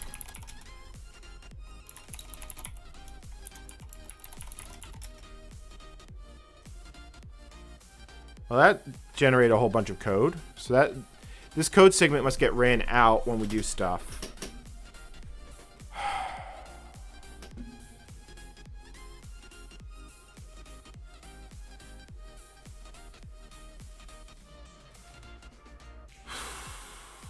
I mean, the kernel can boot without the tape device. It only needs the tape during the initial configuration. I am tempted to say this is I mean, we only really need the kernel if we were going to try and do actual networking stuff, which we're not. So, you know, I think where I'm going to go with this is, let's see how many of these binaries we can actually build.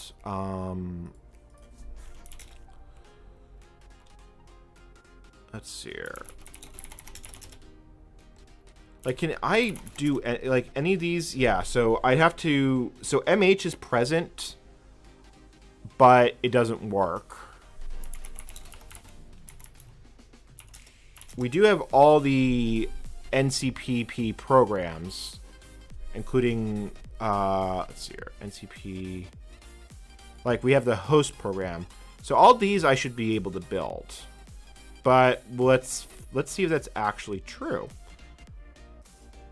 Like, if we could if we could build the telnet user daemon.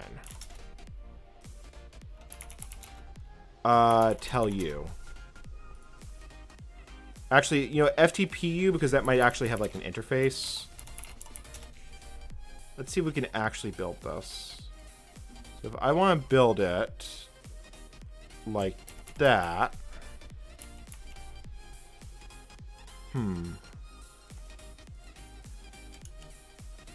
I don't know what libj is, which is concerning.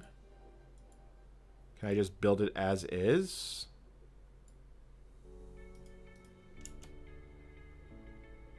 It wants long division.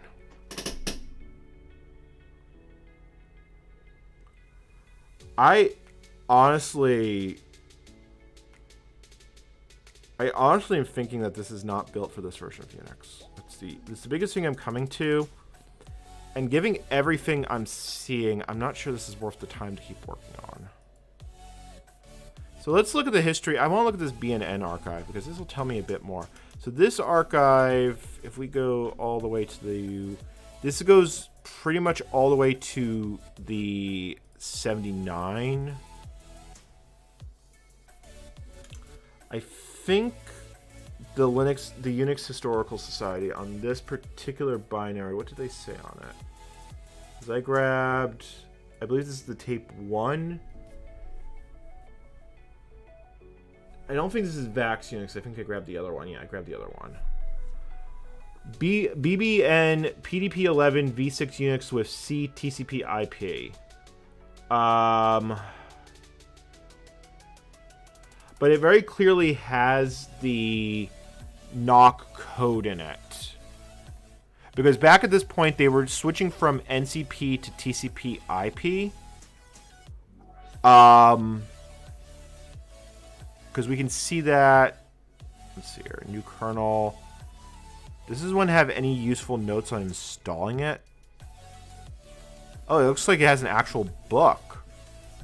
All right. Do you have install instructions?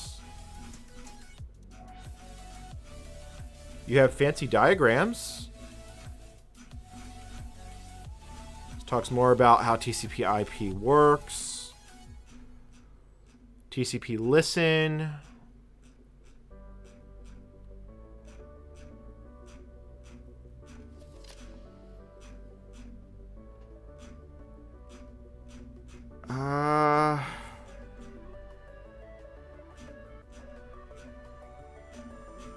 Yeah, this is just looking like a programming guide. I'm not seeing any install instructions here. It's no doubt... I like that. Printing, spooled. This is definitely a much cleaner archive than the other one.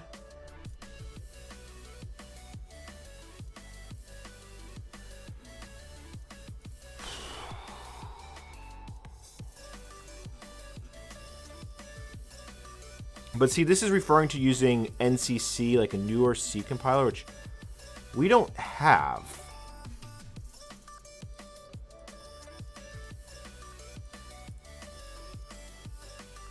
Let's take a look at the programmer's workbench. I think let's go until 2, and then I want to draft that email, and we'll do that together. And depending on the state of that email is going to depend on what happens next. So if we look at the early Unix stuff, I don't think it would be research. No, it would be... What would that be under? I know it's in here. I've seen it. Programmer Workbench, PDB... PDP-1? Where are you? Oh, it's in USDL. Okay, it's okay. All right. So there's 2 copies of it known to exist. So let's look at this one. I believe this is version 1.0 from 77. do you have a newer C compiler? If you, well, it already looks like you do, because I think I just saw it. Like, do you have an NCC? Not that I'm seeing. But it doesn't necessarily mean you don't. So we have sys, we have C. Let's just open this in Makefile. Oh, actually, this to link. Okay, so no, there's your C compiler. There's NCC. So we'd actually have to install.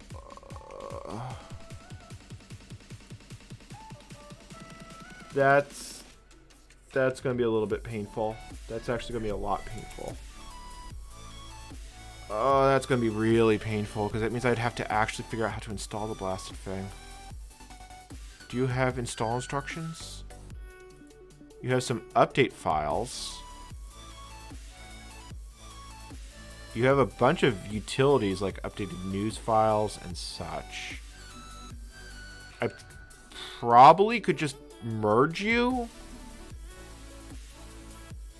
I mean, is it really that simple? No, it's definitely not that simple. It's definitely not that simple at all, because I'm already seeing, like, here's a new makefile if I want to relink the kernel and rebuild it. I already see that component, not all the files are there. Like, if I wanted to relink. Yeah, alright. I think at this point I know when I need to ask for help, and this is when we have reached that point. Alright, so let's draft this email together, and then let's call this. So the things we want to cover in this email, summarize the state of the NOSC build, PB questions, BBN build,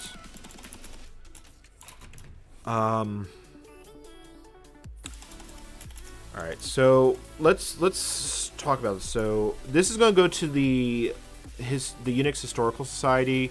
If anyone knows any other good place to send stuff about PDP-11 or like deck stuff, I am all ears. But at this point, I'm throwing this over the fence. Hey all, I've been recently working on researching ARPANET and the like. Here, ARPANET and the like for use in an upcoming video. As a starting point, I've been looking at the early Unix networking code in the archives, specifically the NOSC tarball, and I've spent quite a few hours trying to get it to build as on live streams. What I've found is that there's corruption issues in the code. The code, which is noted in John's note, although it's more severe than realized to get to. Trying to get building. Thank you. To get building on live streams. Although it's more severe than I realized. How do I want to take this? More severe than I realized. Okay. For example, sys4.c is entirely corrupted. I probably should be using something of a spell checker.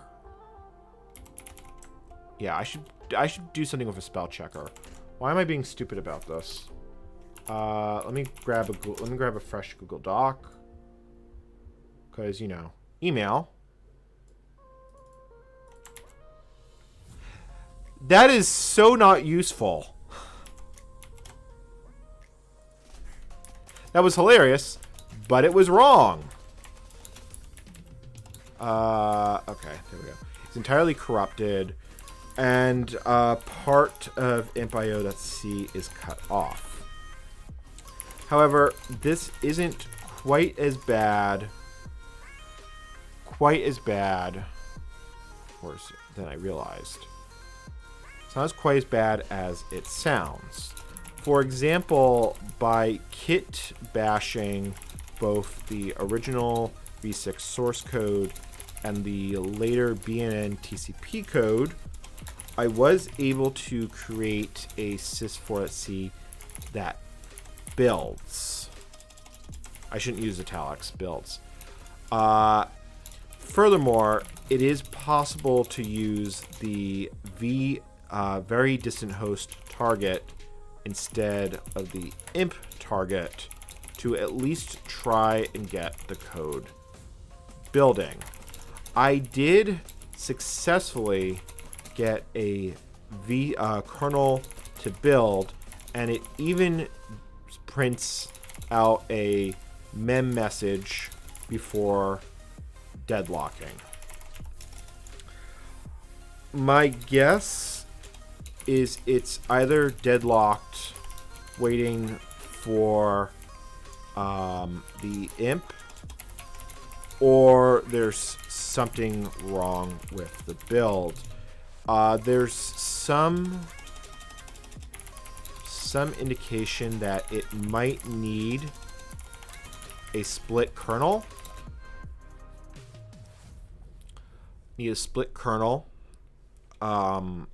Although I've not had any success with that thus far. I have uploaded my current build tree to Git, as well as a tarball with my SimH images. If anyone wants to try and figure out what has gone wrong. I admit my knowledge of PDP-11 assembly and low-level debugging is a bit wanting. There's some indication that this and the later BN TCP code were built on top of programmers' workbench versus stock v6, especially because some code patches were needed. There's some, thank you, some indication that this and the later BC, which is from around the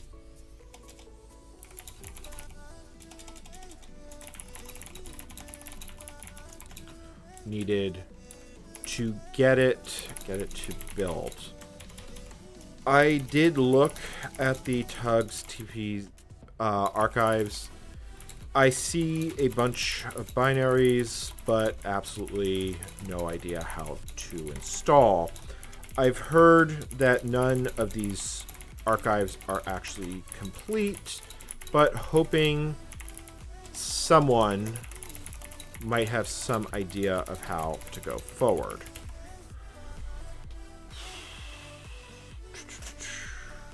Okay, someone go forward. It's not critical for my next project, since, you know, I should make the font larger because you guys are probably struggling to read this on stream. It's not critical since I got enough critical for my next project, since just reading and experimenting are critical for my upcoming upcoming documentary. Can I switch you to like? No, that's not what I want. Where is that? Isn't there an option here that makes it use the whole screen? I'm not gonna worry about it. It's not critical for my. It's not. You know, I'm just gonna cut that entire sentence. I'm hoping someone will go forward. Since, if nothing else, I'd like to end this with a success story. All right. And this was a success story. Although I'm happy with as far as I got. I really am. Like, I didn't expect, like, we weren't going to be able to do any networking with this. This was entirely a research project for me. I wanted to have a very good feeling of what using the original Unix was like. I wanted to have a solid understanding of what the PDP-11 was like to work on. And in that regard, this has been a smashing success, even if we didn't actually get the code to build. And I can make the documentary on that in and of itself. I don't know if it's going to be an actual real-time video. Oh, F12. That's not the full screen. I think it's, yeah. Okay. Let me check the audio. My voice is my passport. Verify me. No, it seems to be fine. At least I don't seem to be lagging. I am going to figure out the audio lag on the next stream. That's going to be annoying to fix, but all right. 6 hours as far as I got.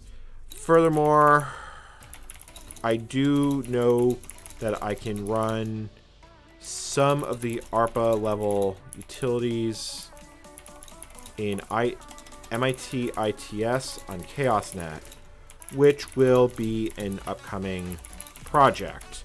Hint, hint, nudge, nudge. Although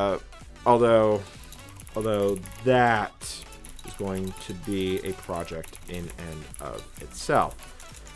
In short, I'm hoping someone might be able to provide some insight into where things have gone wrong.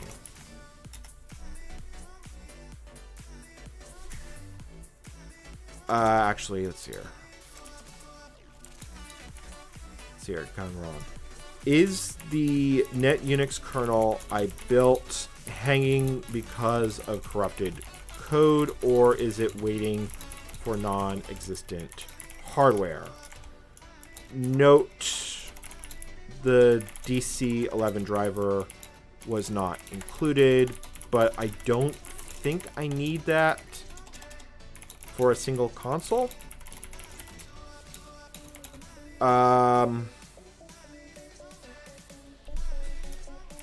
Is there any versions of PWB that is easily installable? Since it's very clear the later BBN code requires it. It refers to NCC explicitly. And is there any value in trying to bring that up as well? My understanding is that while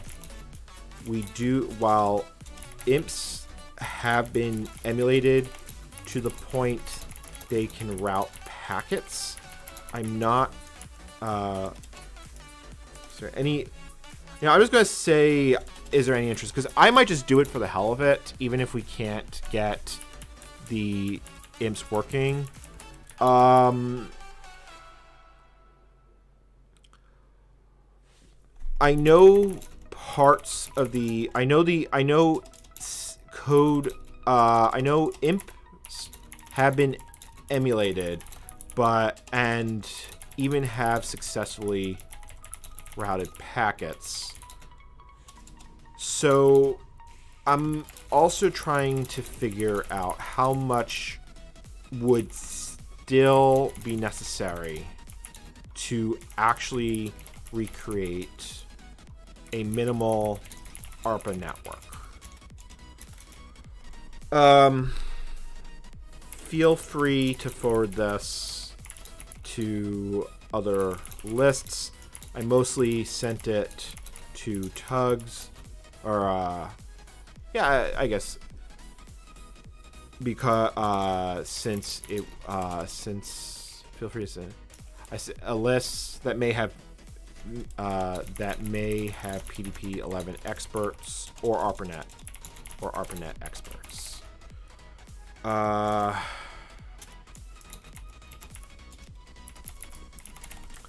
I think that's a pretty good summary of where we are, which is definitely not bad. So let me do the next thing. Let's get all this on GitHub, because at this point, I don't think we're going to get much farther. Like, I could do a whole bunch of streams, but we'd just be going around and around and around. So I think, how do I want to do this? So let me move this to new. NOSC.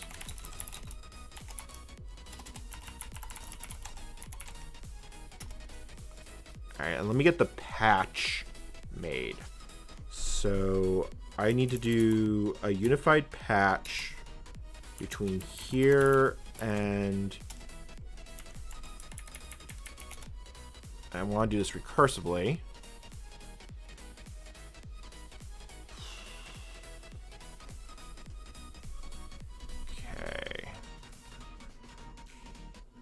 And then some of this I actually do need to delete. I need to delete.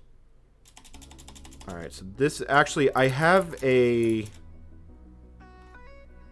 Actually, I do have this in GitHub. I should just commit this to GitHub.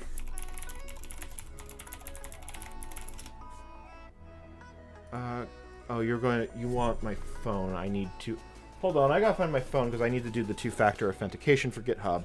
Bear with me, folks. Bear with me.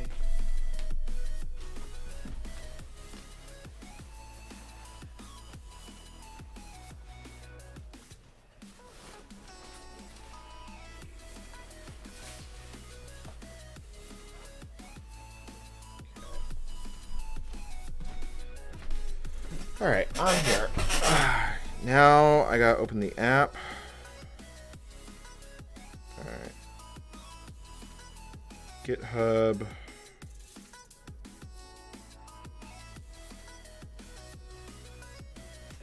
All right, come on. There we go. Let's see, here's the repositories, and I will drop a link to this repository here. So let me grab this.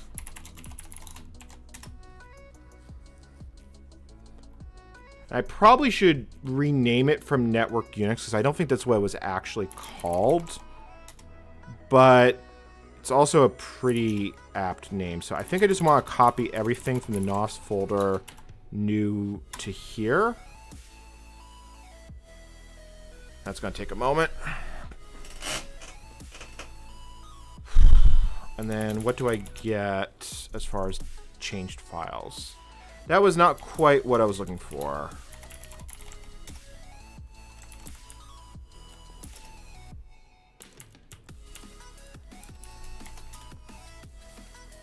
Okay.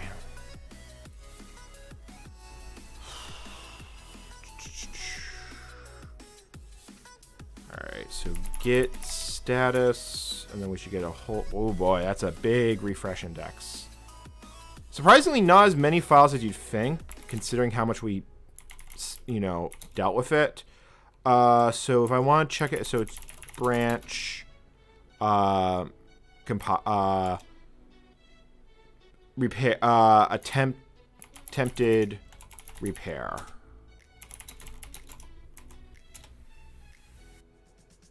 Git commit attempt to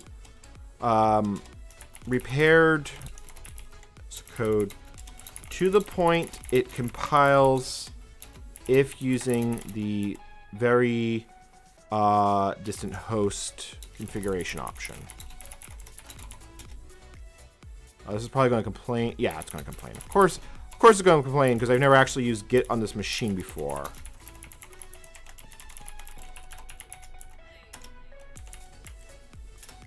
I already did that command.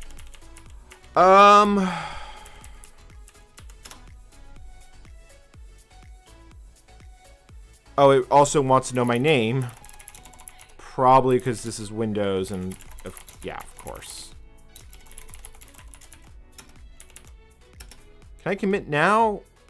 Hey! Alright. Origin.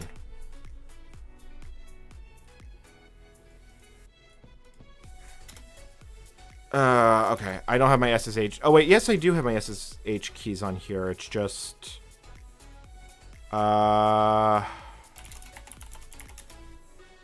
they're probably in the wrong format. I will deal that off the stream because there's too much of a chance I accidentally leak my private key, and then I'll have a really bad...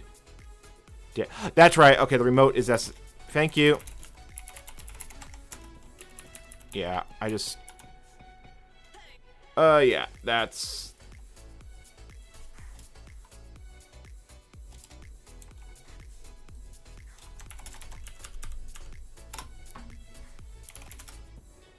Okay, and there it is. Nice. And then we just grab that there. And there it is.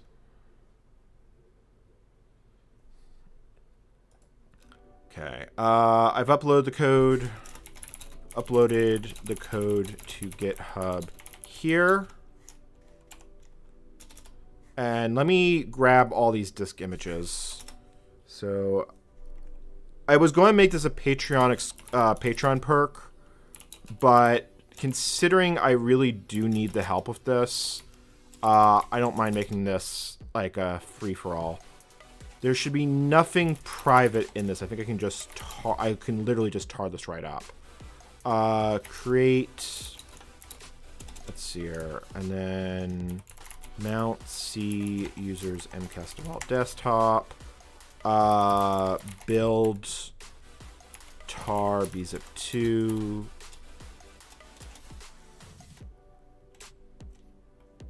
Hold on. Day 3 NOSC build, because I don't want to be the type of person that leaves like the type of an archive that just spits files everywhere. I hate those. So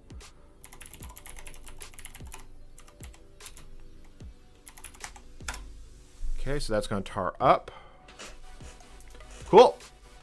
And then let me get that uploaded. I'll just do that on the other monitor because I don't remember offhand.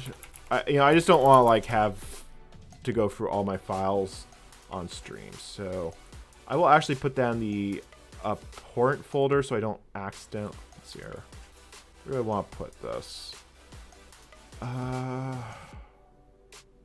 Yeah, I'll put that in important, just so I know not to delete it, because it's a public link.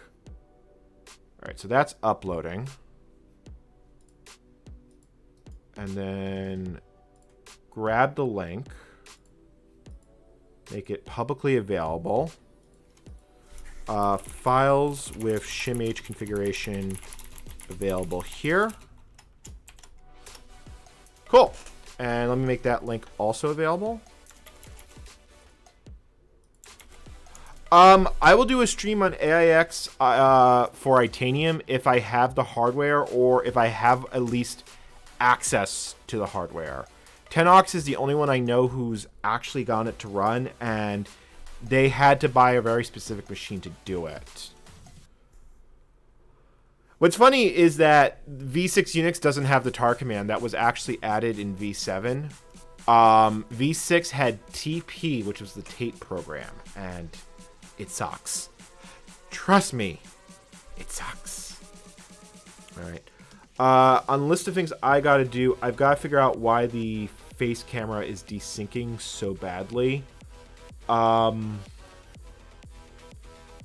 I think that's where I want to wrap this up because, I mean, let's take another look at this. Like, what else can we actually do with this code? Because trying to build the userland utilities, it's dependent on components that we don't have. We don't have like this LJ library.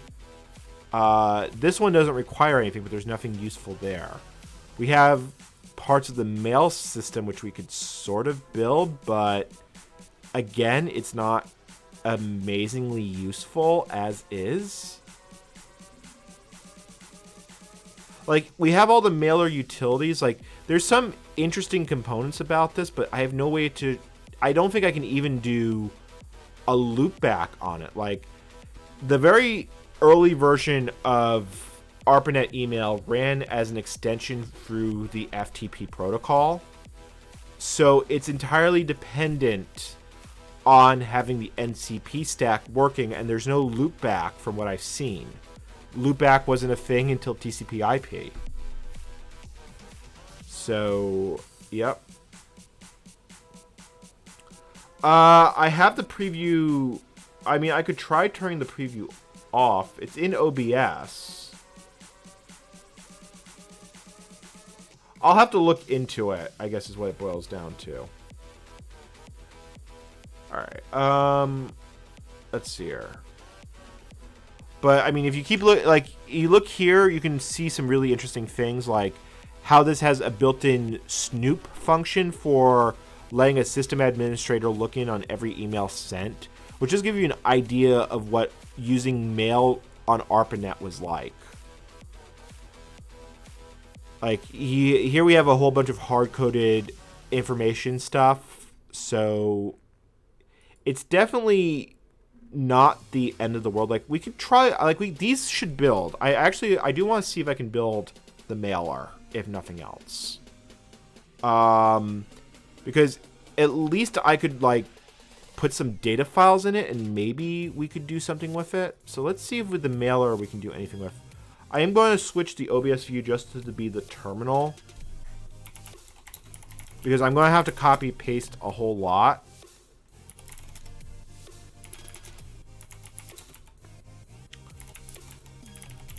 So let's just see if these will build. I'm not super optimistic, considering...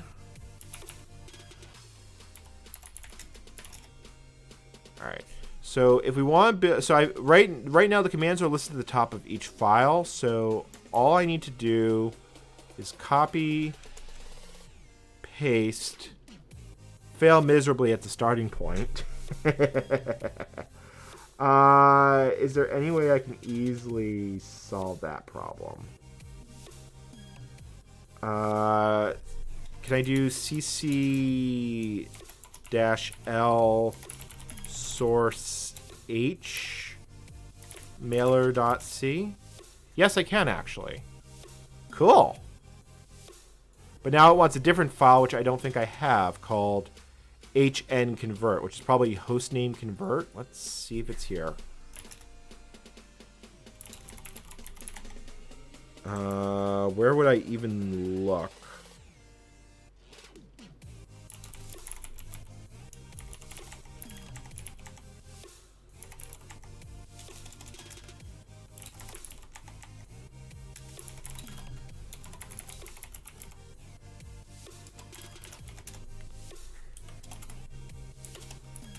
Yeah, see, I don't even have the file, so I can't even build it because I don't have this hnconvert file. That is depressing. So what we've learned here is that this stack is missing way too many bits to even be usable, from what I'm seeing. Let's add that to the note.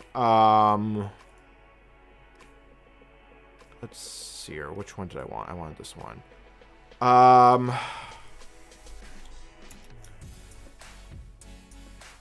I did try to build some of the NCP applications regardless. Oh, let me switch to desktop. NCP regardless. It does appear that some parts are simply missing.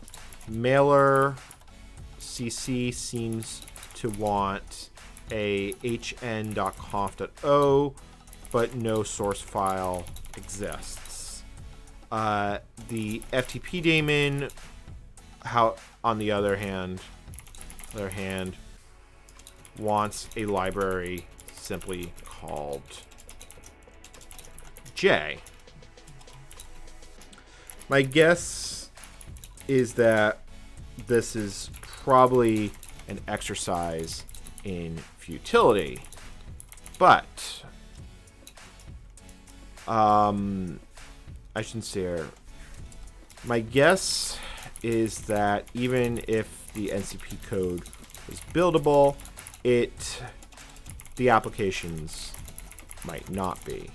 However, this did make me take a closer look at the BBN code, and it does have an ifdef for NCP, suggesting that it was still usable, supported. It makes sense. It seems to have been written before the TCP IP flag day. I'm just not sure where to approach compiling it.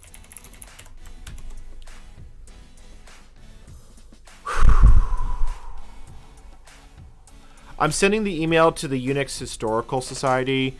It's also kind of a document of how far we've actually gone.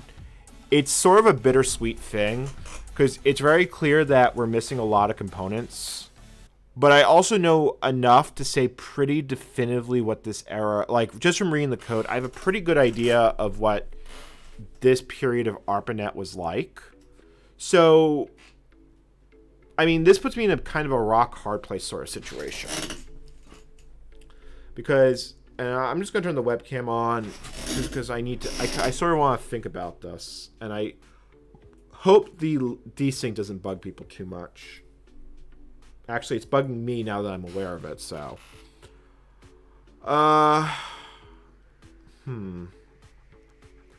Here's where I'm currently, I'm sitting here and thinking about this. Editing this down to a video, considering it's not a success story, does talk pretty heavily about how much of the ARPANET stuff has been truly lost to time. Like, there's a couple stuff that is known to exist and considered complete, but because no one's tried to get it running, that's the bad part. On the plus side, we could say quite a bit about early Unix, but I'd have to film a lot of footage about this. I'm just gonna do a straw poll. Given we didn't succeed, still worth doing a video on? I'm gonna poll the audience on this one. BBN was the company that won the bid to make the hardware that would power ARPANET. They're actually part of Raytheon these days. They're still around, but they got acquired by Raytheon. Did they get acquired or did they just become Raytheon? I don't actually remember. Let's see here. It was called, the company's name was Boltz, Berknick, and Newman. And it became a wholly owned subsidiary of Raytheon in 2009.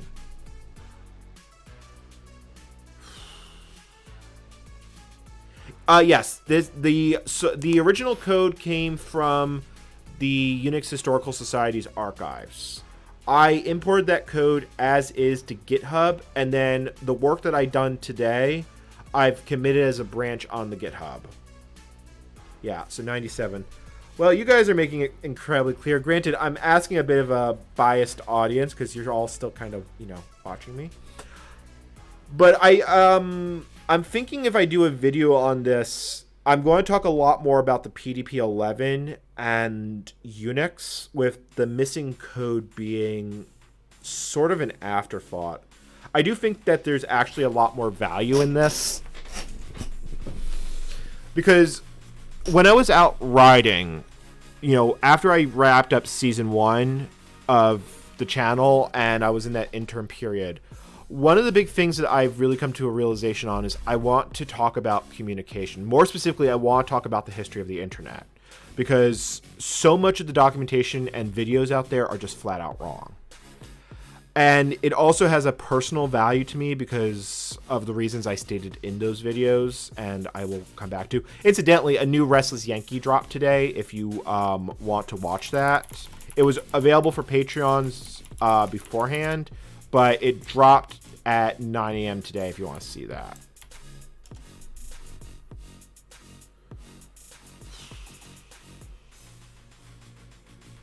Yeah. Yeah, I found that I had some trouble with their mirrors, so I have an entire archive of them sitting on my NAS right now. I'm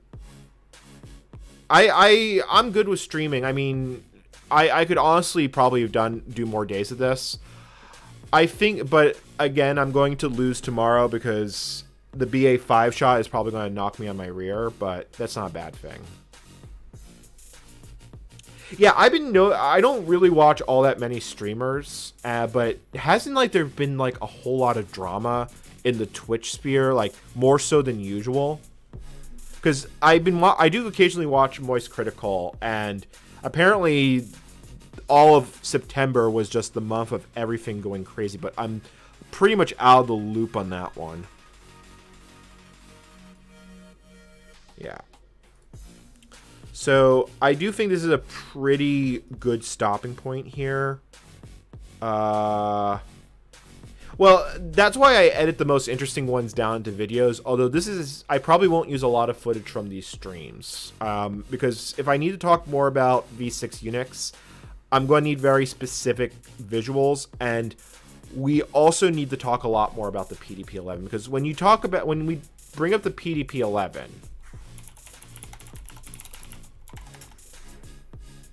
I mean, this has like no resemblance to computers in this day and age, because this was called a mini computer.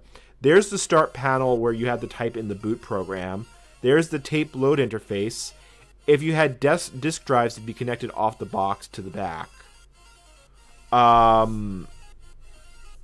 Yeah. Okay, so apparently I just need to catch up. I saw the clip, the thumbnail of someone injured at TwitchCon, and I haven't looked at it yet. So that's going to be interesting.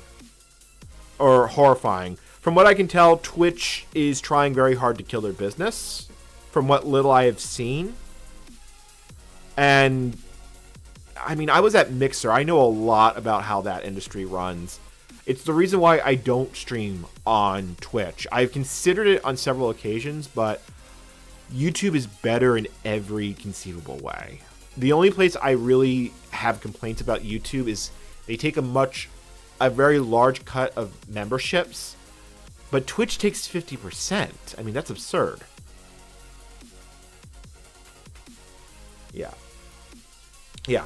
So I do definitely think if we're going to do a video on this topic, I have to talk about the PDP-11, because the live streams are really going to get people that are, shall we say, more. They're going to be the more hardcore people in terms of knowing technology, the background.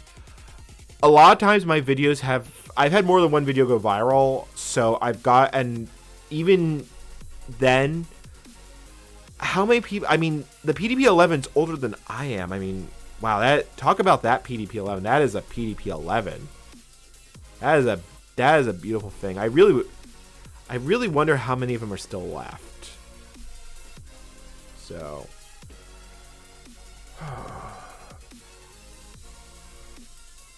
I mean, well, no, that's the thing though, is when I was on Mixer, the very large, and granted, this was in the very early days, but you'd be in the top 1% with 100 viewers. And as far as I've heard the numbers from Twitch, that is still actually the case.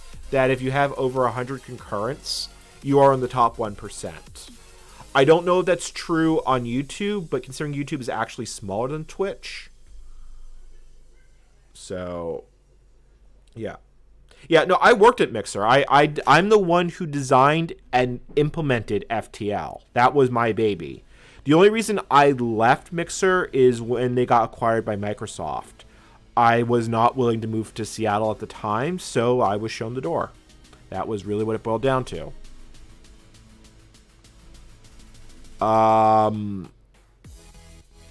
Yeah. I mean, yeah, so that's the long and short of it. At this point, I'm kind of rambling. It's almost 2:30. My appointment's at 3:45, so I definitely would be. I definitely think having an hour, because then I can go grab lunch and then, not have to go crazy. Would I move now?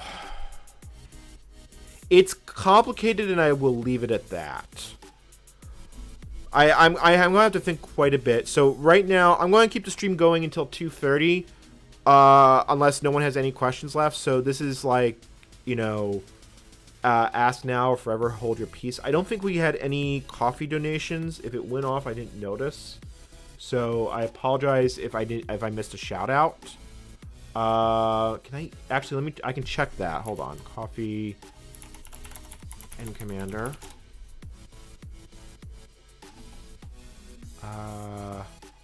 No, I didn't get any on this stream. That's fine. That's fine. You want to know more about my drop ceiling? Well, what I will say, and I'll turn the camera on and I'll move out of the way. It leaks. It's a feature, not a bug. It's how you know that if you don't look out the window, you can tell that it has rained because it has leaked. And if you have been following along at Twitter, you know that I've been having problems with this thing called electricity. Yeah. And yes, I do have the lamp.